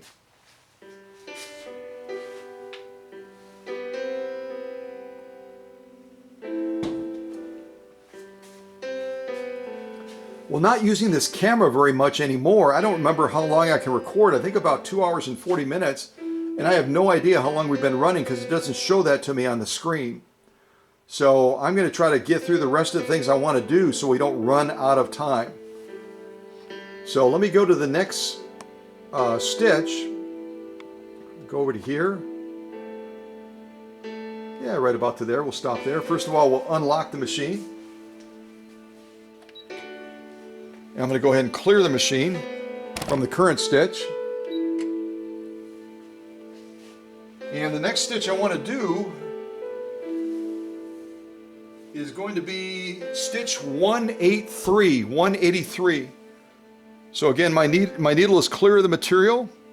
I'm going to hit 183.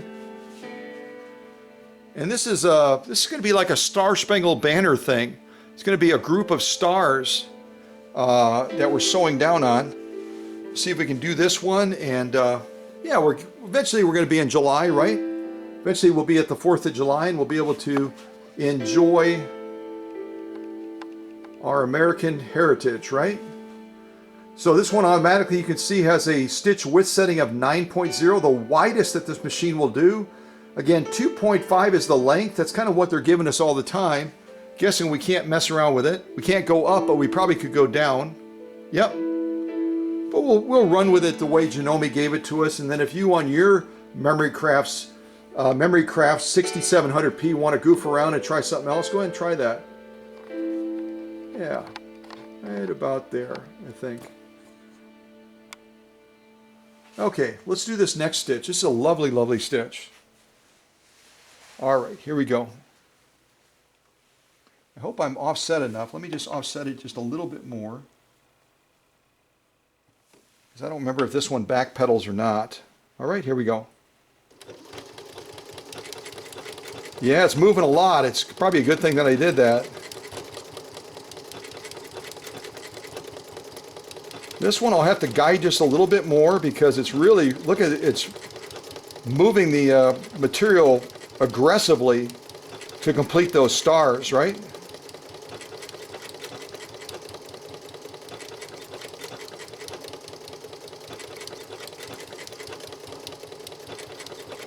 Having to steer this one just a little bit.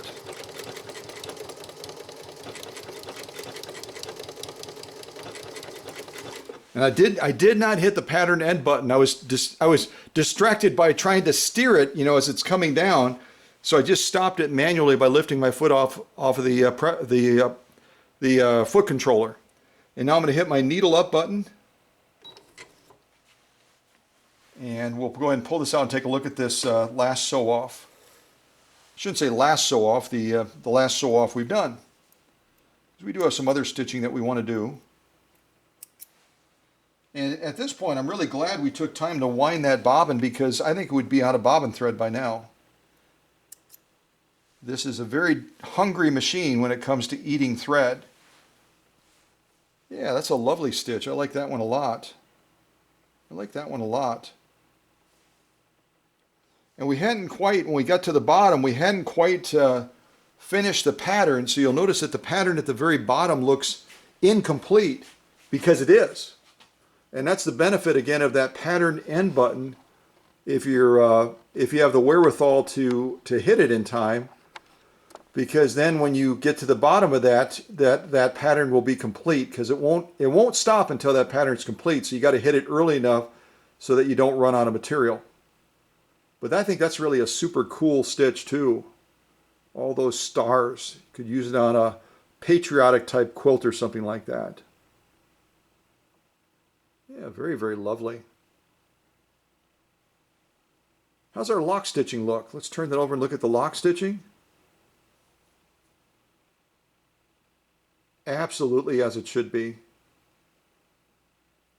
Beautiful, beautiful lock stitching. Yeah, see, that's what happens when you don't finish the pattern. It's incomplete. On this one down here, I was fast enough. I hit the pattern end. I think that's the only one I did the pattern end on. And see, it finishes the entire pattern. It doesn't leave it incomplete like this one. But just some lovely, lovely stitching by this memory craft by Janome. And I said it in the last live stream. Janome is one of those companies, they didn't come on the scene until 1921, but they have maintained their promise to the customer of giving them quality all the way to today. Their machines are built well. I know that because I go so deep into the machines. I look at the parts that they use. I look at how the machine is manufactured and engineered. Janome's have remained true to their promise. Other companies have not. So if you were to call me and say, out of any of the mainstream manufacturers of sewing machines, what are your top two as far as maintaining that promise of quality and maintaining a promise to the customer of building a machine that will last? They both start with J, and they're both from Japan. Janome and Juki, two of the finest machine manufacturers yet today, where others have fallen by the wayside and have gone for profit over quality. You know, Singer's that way. Their machines are not built well any longer. Brother's that way as well. And Brother's a Japanese company by roots, but they've gone for profit instead of quality. So a lot of disappointment out there as far as people maintaining that promise of building a quality machine that will last you a lifetime. There's only two that I can count. Even Husqvarna Viking does not build machines like they used to build them any longer. And I hope I don't offend any die-hard Husqvarna Viking people, but that happens to be the truth. So, all right, I'm going to go over here. We're going to go to our next stitch. I'll go ahead and hit that clear button first so we get rid of the stars. And the next one we're going to do, check my notes here, is going to be stitch 181. So again, my material, my needle is clear of the material. You can see that over here. Needle is clear of the material, so I can make changes without concern about bending the needle. So I'm going to punch in my next stitch, which is 181. And again, I'm in mode 2. I'm in mode 2. And so being in mode 2, I've got a wide variety of decorative stitches I can choose from. This one we're going to be doing kind of a feather or leafy pattern. There you can see kind of what it looks like. By default, we're going to be going to the widest setting, 9.0. And we're a little bit longer this time by default. Instead of 2.5, we're at 3. And I doubt that we can go up. Nope, but we can go down. See that? So it automatically will stop us from going too high and making that stitch pattern too long to get the desired result, you know?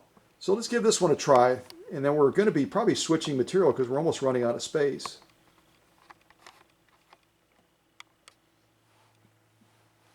All right, I think my offset is enough. Actually, it's not. Let me make a quick adjustment here. There we go. Just about 5 to 6 millimeter offset. In case it, again, that tri-motion takes that material forward, taking us off of the material. Let's see what else I have.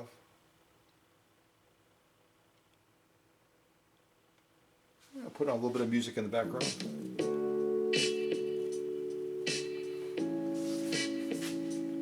All right, let's give this stitch a try, and then we'll switch to a different material. I've got quite a bit pre-cut. I've got red, I've got blue, I believe, as well. And we'll finish this off. All right, here we go.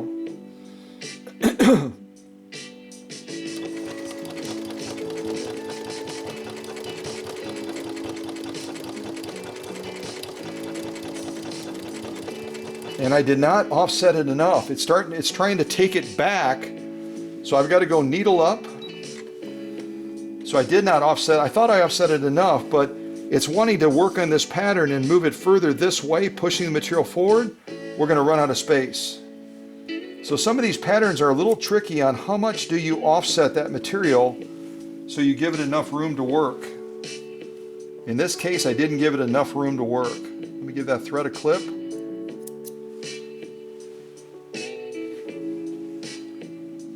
And we will offset it just a little bit more this time. There we go. Let's give it a try again.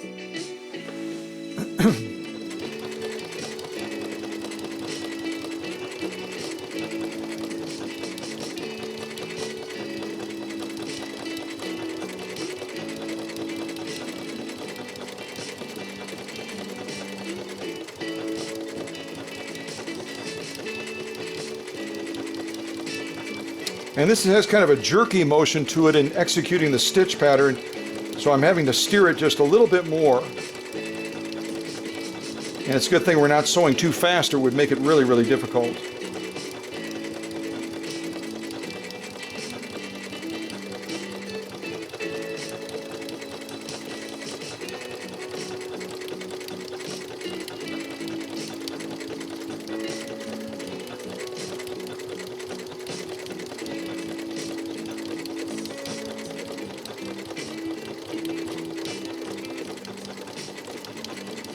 Pattern end.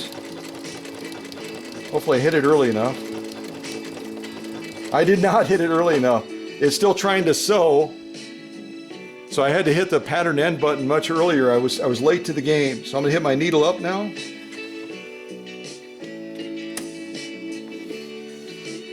Yeah, that's a lovely stitch. Just remember on this one, it's gonna be going back quite a ways. So if you do the same stitch that I just did, make sure that you offset it more than 6 millimeters so you don't run out of space.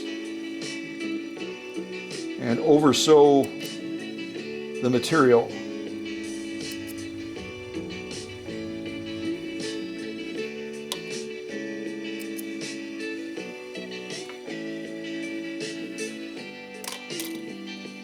Yeah, take a look at that. I've already given you a pre-glimpse of it. It's really spectacular. And I'm going to cut our little blue blah off the top there, just so that we have a nice clean finish. Use our Guggenheim shears just to kind of go down that edge. There we go. We don't need a blue blah in there. That's a new word I'm making up.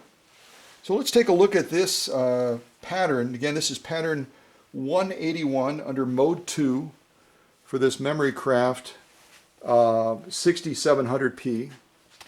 Got to zoom out.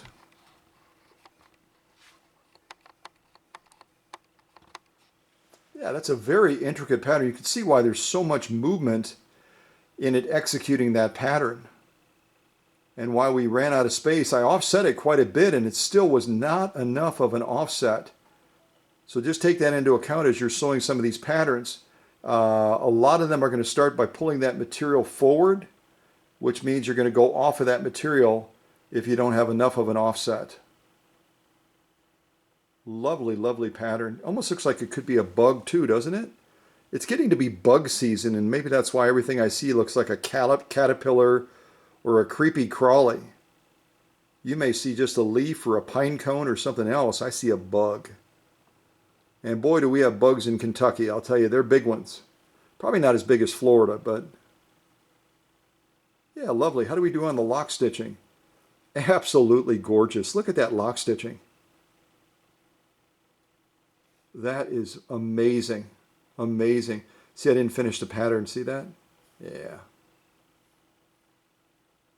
So if you use that pattern end button, just hit it a little bit earlier than I do.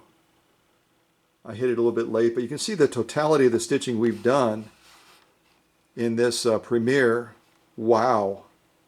If you're not impressed by this Memory Craft, then doggone it, you're a tough person to impress, because it's done just a spectacular job.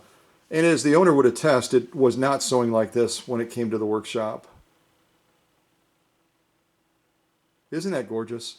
I'll set this to the side, and we'll take a little bit of an interlude so you can get to know some new people, visit with folks a little bit, briefly, and I'll get some more material set up, and we'll finish off some more stitching. I don't have too many left. I don't have too many left at all. And I think we'll move over to the blue material. I've got this real pretty blue material. It's part of a fat quarter like the other materials I use, but it's just a little bit classier looking, I think. And I don't know how much space I'm going to need on this pattern, so I'm going to offset it probably about 8 millimeters. We'll get that set up. And yeah, let me find a little bit more music for you.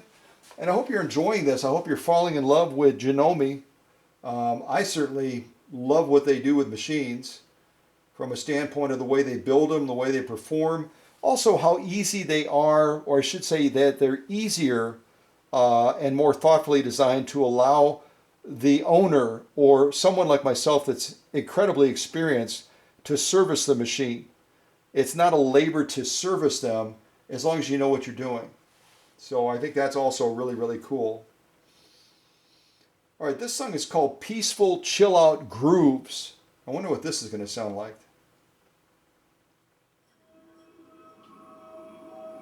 I guess I'm supposed to be peaceful, I'm supposed to be chilling, but I'm also supposed to be grooving. Or be groovy maybe, huh? Kind of like that blue fat quarter I have underneath the pressure for right now. I think that's kind of groovy looking, don't you? Yeah.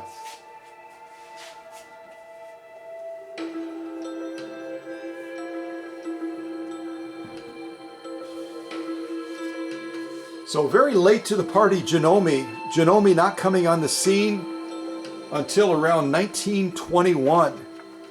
And not even coming up with their name Janome until 1935.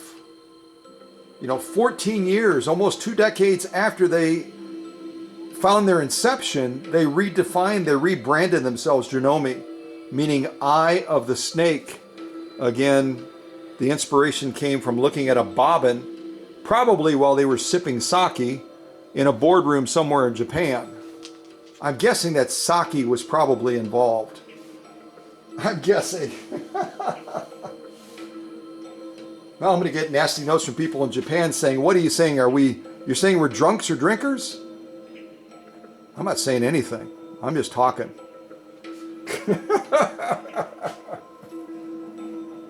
All right. So the next pattern we're going to do, I'll go ahead and clear this one. Next pattern we're going to do is 158. 158. So 1, 5. And yes, my needle is clear of the material. This is going to be really a cool one, I think, to put on the blue fat quarter material. Let me see if I can move that. Oh, I'll show you the screen first of all. I'm sorry. That's kind of the pattern we're going to be sewing right there. And like most of these decorative ornamental patterns that are under mode 2 on this Janome Memory Craft 6700P, they all are going to be utilizing as a default the widest setting that the machine can do. And most of them are going to be a default on stitch length of 2.5, where we can't go up on most of them. Yep, we can't go up, but we can go down. I didn't even try adjusting the stitch width. It's recommending 9. Can we go down? We can actually go down. So if you think 9.0 is too wide, you could go down, or you could go down on the stitch length. You just can't go, you can't go up on the stitch length, and you can't go higher than 9. So there you go. You got what you got. So let's go over here and see if we can stitch this pattern, and we're going to be real close to the finish line. I'm just about done showing you what I want to show you. We've covered a lot of ground, and I better move towards wrapping up this premiere before I run out of memory space on the chip. That would be awful, wouldn't it? All right. So I've got a good offset. I believe I have enough of an offset. Let's see if we can do this pattern. And then we just have, I think, one more after that. One more pattern we're going to do. All right, here we go. And I'll sew this one just a little bit faster, but not overly fast. All right, here we go.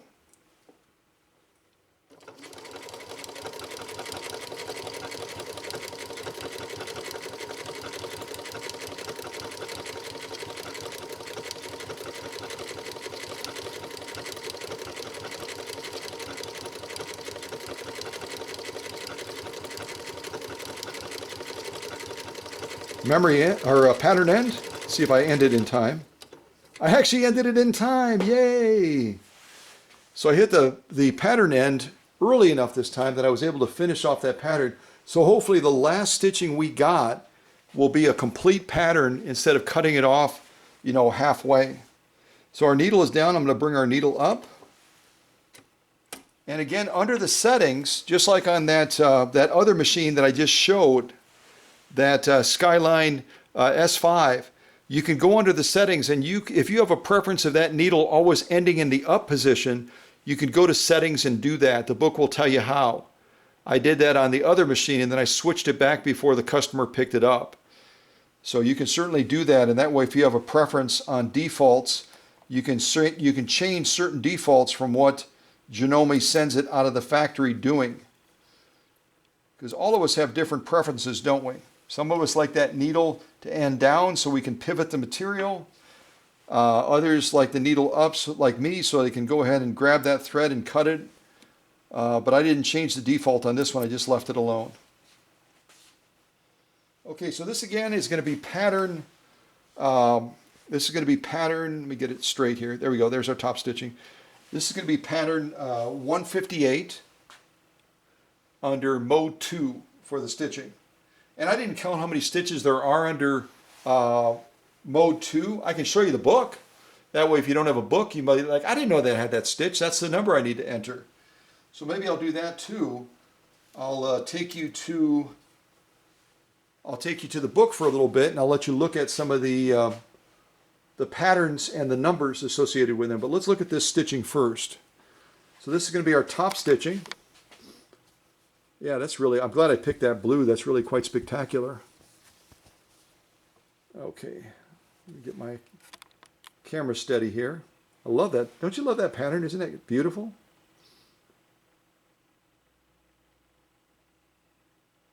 Absolutely gorgeous.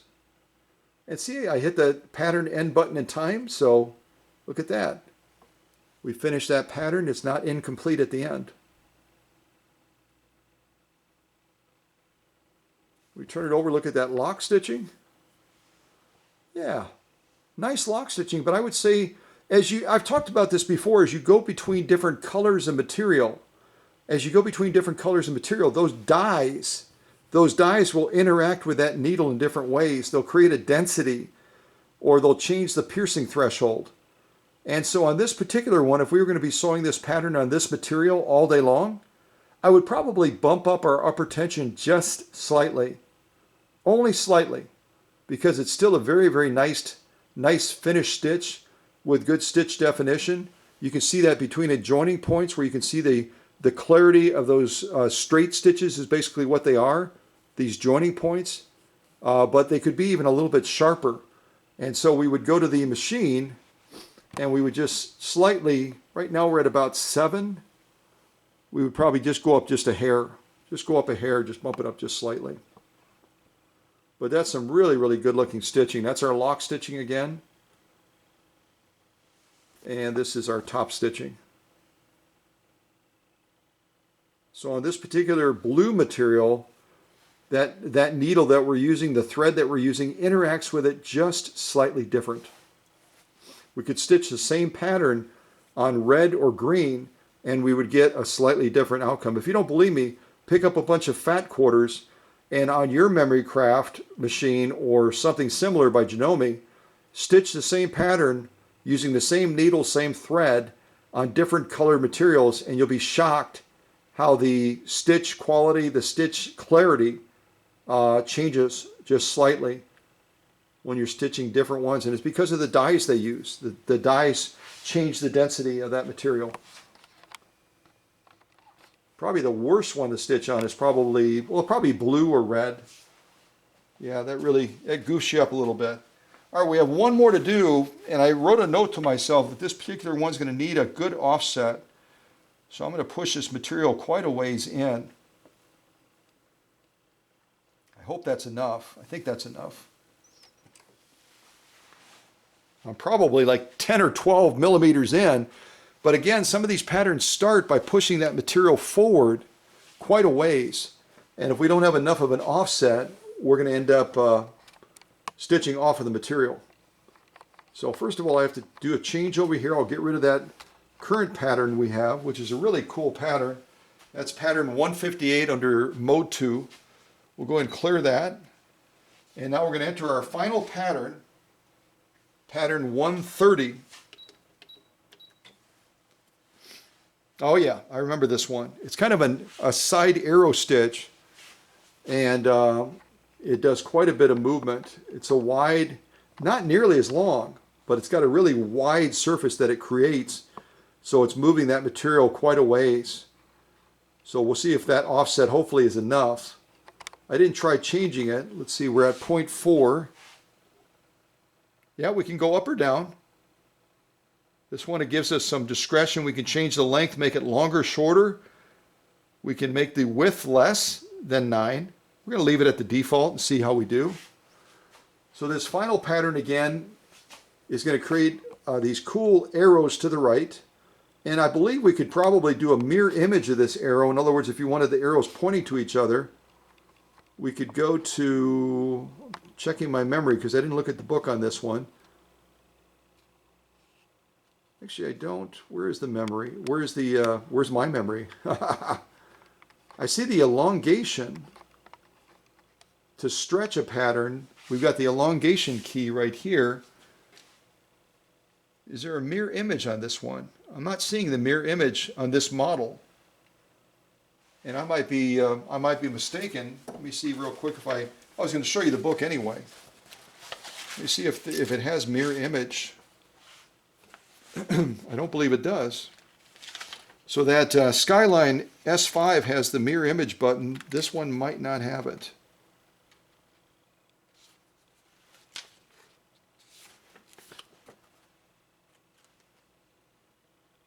Where's all my buttons? Buttons.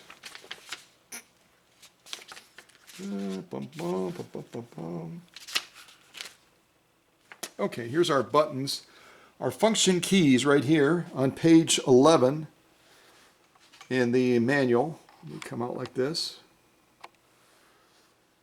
So let's see, mode, we know about that. Width and length. We've got stitch display key, which is 2. Twin needle. Oh, 4 is, okay, it's a different, it's a different image than on the other machine. That's why I didn't recognize it. This is our mirror image right here, this one. Number 4. The other one had a slightly different one. It had like 2 things facing each other, which makes more sense to me. Because mirror image, you think about flipping the pattern and that they're facing each other. You're basically changing the orientation of it. That's going to be our elongation key right there to stretch certain patterns, make them longer. But it does have mirror image. There it is right there, number 4. And some of the stitches I'll just show you. I'll do my best to do it anyway. Mode 1 again only has about 10 stitches. There they are. Mode 2 starting over here. And you can always pause it or rewind it if I'm going too fast. So if you don't have the benefit of a manual or you got a machine and it doesn't have a manual, you could benefit from seeing this, right? Buttonholes at 30 and 31 going all the way across. We have a number of different options.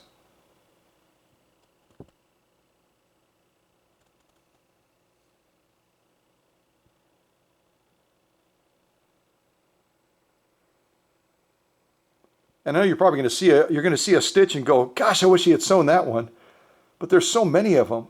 How do you sew all of them in a live stream or a premiere? You just can't. Otherwise, you guys are going to be going, I got to use the bathroom. I got to get a drink.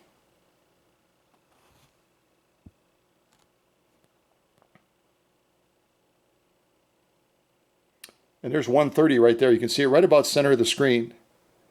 That's the one we're going to be sewing next. Oh, I should have shown you one thing. I don't know if I can do it or not. Let me see if I have time to do it.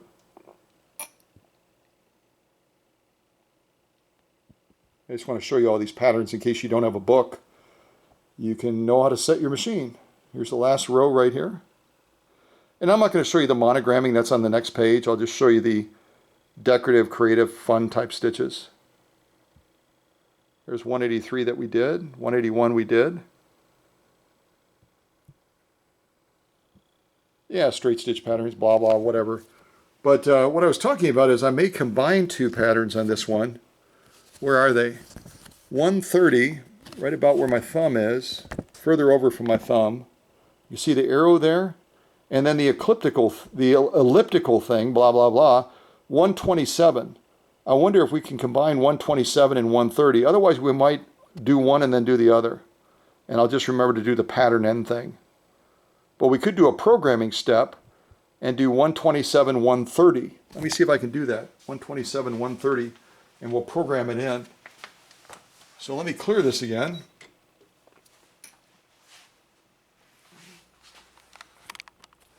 So I just cleared the machine, and if we try to do 127, 130, we'll use this memory key right down here. It's in a different position than the other Janome we just did, the Skyline S5, but it's the same result. Should be the same result. So 127. It's going to give us that cool elliptical type thing. And yes, to me it looks like a bug. It kind of looks like a bug a little bit. Hit the memory key. And then we're going to try to hit 130, I believe it is. Yep, 130. And then what we should be able to do, in theory, I should have practiced this because then I would know that it's going to work, but in theory what we should do is we should get these patterns alternating back and forth.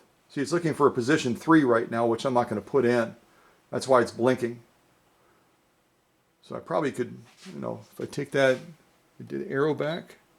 Yeah, there we go. Now it's not looking for it anymore.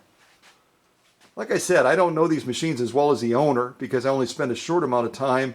I take them through all the diagnostic, all the cleaning, all the maintenance, all the adjustments and all that, and then I do testing on a variety of things, but I don't spend weeks and months and years with the machine like the owner does. But let's see if we can alternate these two. I think it'd be kind of cool to see if we can do that. And you can see our setting is going to be incredibly wide, 9 like it usually is, and then 0.4. And I'm guessing we can't go up on that. Oh, we can. Wow. It actually will let us go up on that. So, whoops. But I'm going to stick with the defaults and we'll see if we can get this to work as the final sew-off for this great machine that belongs to Phyllis from Tennessee. Phyllis just got back again from a whirlwind trip and went to Sweden. Incredibly envious of her because she was within sneezing distance of the museum that is in Sweden that has all the Husqvarna Viking, including the original machine that Husqvarna Viking made back in 1872. Susie and I are going to make a trip there. If Lord willing, we're going to make a trip there and check that place out.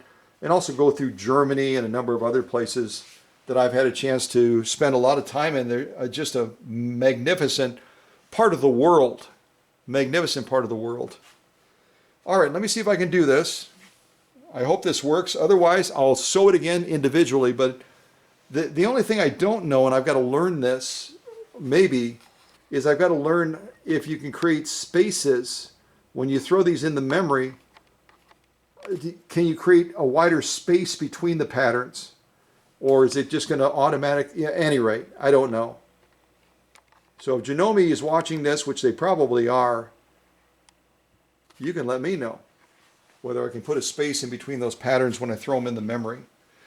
Okay, let's see what we get. And otherwise I'll sew them in the next column individually. But hopefully this will do what we want it to do. And I've got a good offset, so we got a fighting chance. All right, here we go.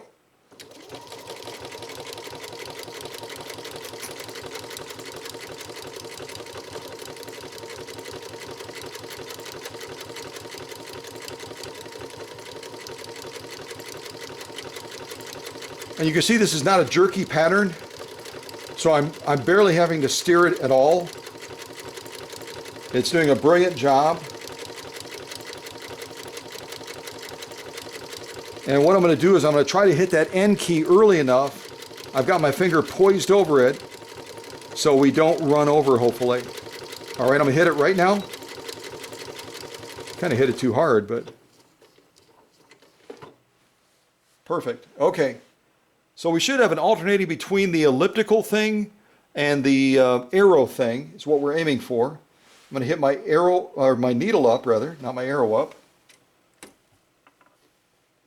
Yeah, and that's exactly what we got. The only thing I'm questioning is there's probably a way, for those of you that are incredibly experienced with these memory craft machines and have owned one for years, is can we create wider spaces between these patterns when we throw them in the memory? It probably says it in the book, but I don't have time to read 130 pages from, you know, front to back before I do a premiere or a live stream on a machine. I've got so many other machines waiting right now that I gain a familiarity with it, and I do my best to present the machine to you. But I am curious if they have a way to space these when you put them in the memory. It's probably a single button I have to push, but I'm not sure which button that is. All right, let's take a look at these. Yeah, and as you look at these, you can see why it gives you some discretion on this pattern to adjust the stitch width or the stitch length, because we could tighten them up even a little bit more. But they really are quite a lovely pattern, at least a base pattern to start with, and then you can fine tune it by adjusting width and length to get the desired result that you want. And again, if we sew with a different thread, we've got a 30-weight quilting thread right now versus an embroidery thread, or some sort of a finer thread, something that's going to allow that pattern to be tighter. We'd be able to get even a better result. But it's quite lovely, isn't it? Let's turn it over, see how we did on the lock stitch. Yeah, it's nice, very nice. But again, like some of the other patterns, all in all, a very, very good result. But you might want to look at a modest tension adjustment depending on the material you're sewing on, the thread you're using, and the needle you're using. You might have to make a slight adjustment to tighten up that lock stitch just a wee bit more. But really quite a nice result, and definitely not going to pull apart like Phyllis indicated it was doing after being with her. And if I remember correctly, she had it serviced at a place in Tazewell, and they didn't do such a great job. Yeah, lovely, lovely. But this is really quite an exceptional machine. It is not a light machine. I'll tell you that right now. I didn't put it on a scale, but in lifting hundreds, thousands, tens of thousands of machines over the years, I can tell you that this weighs as much as a Swedish Beauty, probably a little bit more. And that's what tells you about the quality of how it's built. It's built to last. It's built, if it's maintained properly and serviced properly, it's going to last you a lifetime and beyond. So I think Phyllis made a great choice. Like I said earlier in the premiere, it's a big investment. It's about a $4,000 machine, and that's not in everyone's budget, $4,000 for a sewing machine. So, but it sure has been a pleasure to have it in the workshop. I've had a chance to demonstrate quite a few different stitches with it. I'm going to move some of my stuff out of the way and just display what we've done. And we've only touched the tip of the iceberg with this machine. Where are my scissors? Oh, there they are. I'm going to cut this so it's not crazy wide, considering we only have 2 stitch columns that we did. Put this one right here.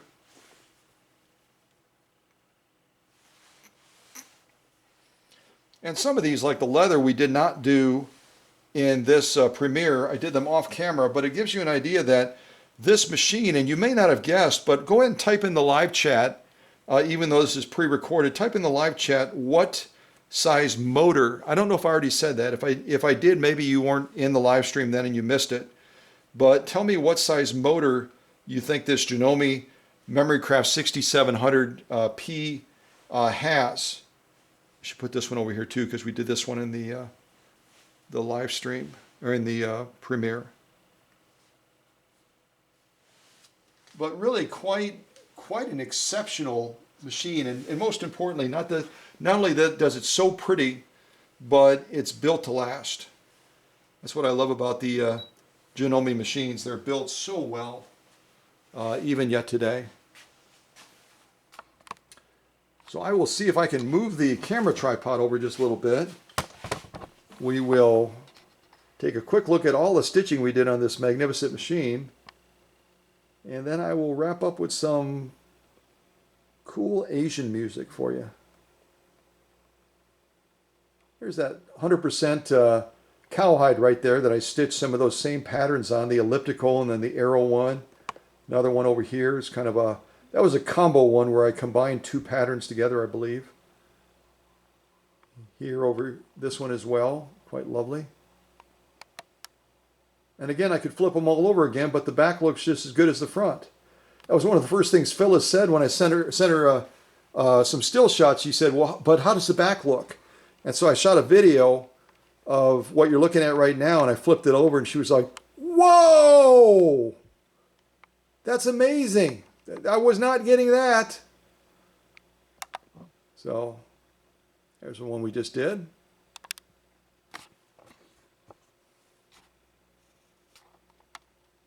We did this one in the live stream as well. Or in the premiere, rather. This one was done off camera.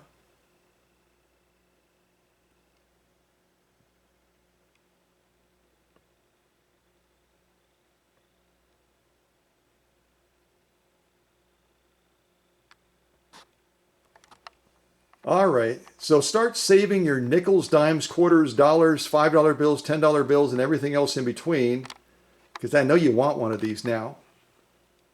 And thank you again to Phyllis for the opportunity of having this really, really cool Janome Memorycraft 6700P. Yeah, great machine. All right, God bless everybody, and watch for the next live stream or premiere. You never know. All right, let me put on some music to wrap us up.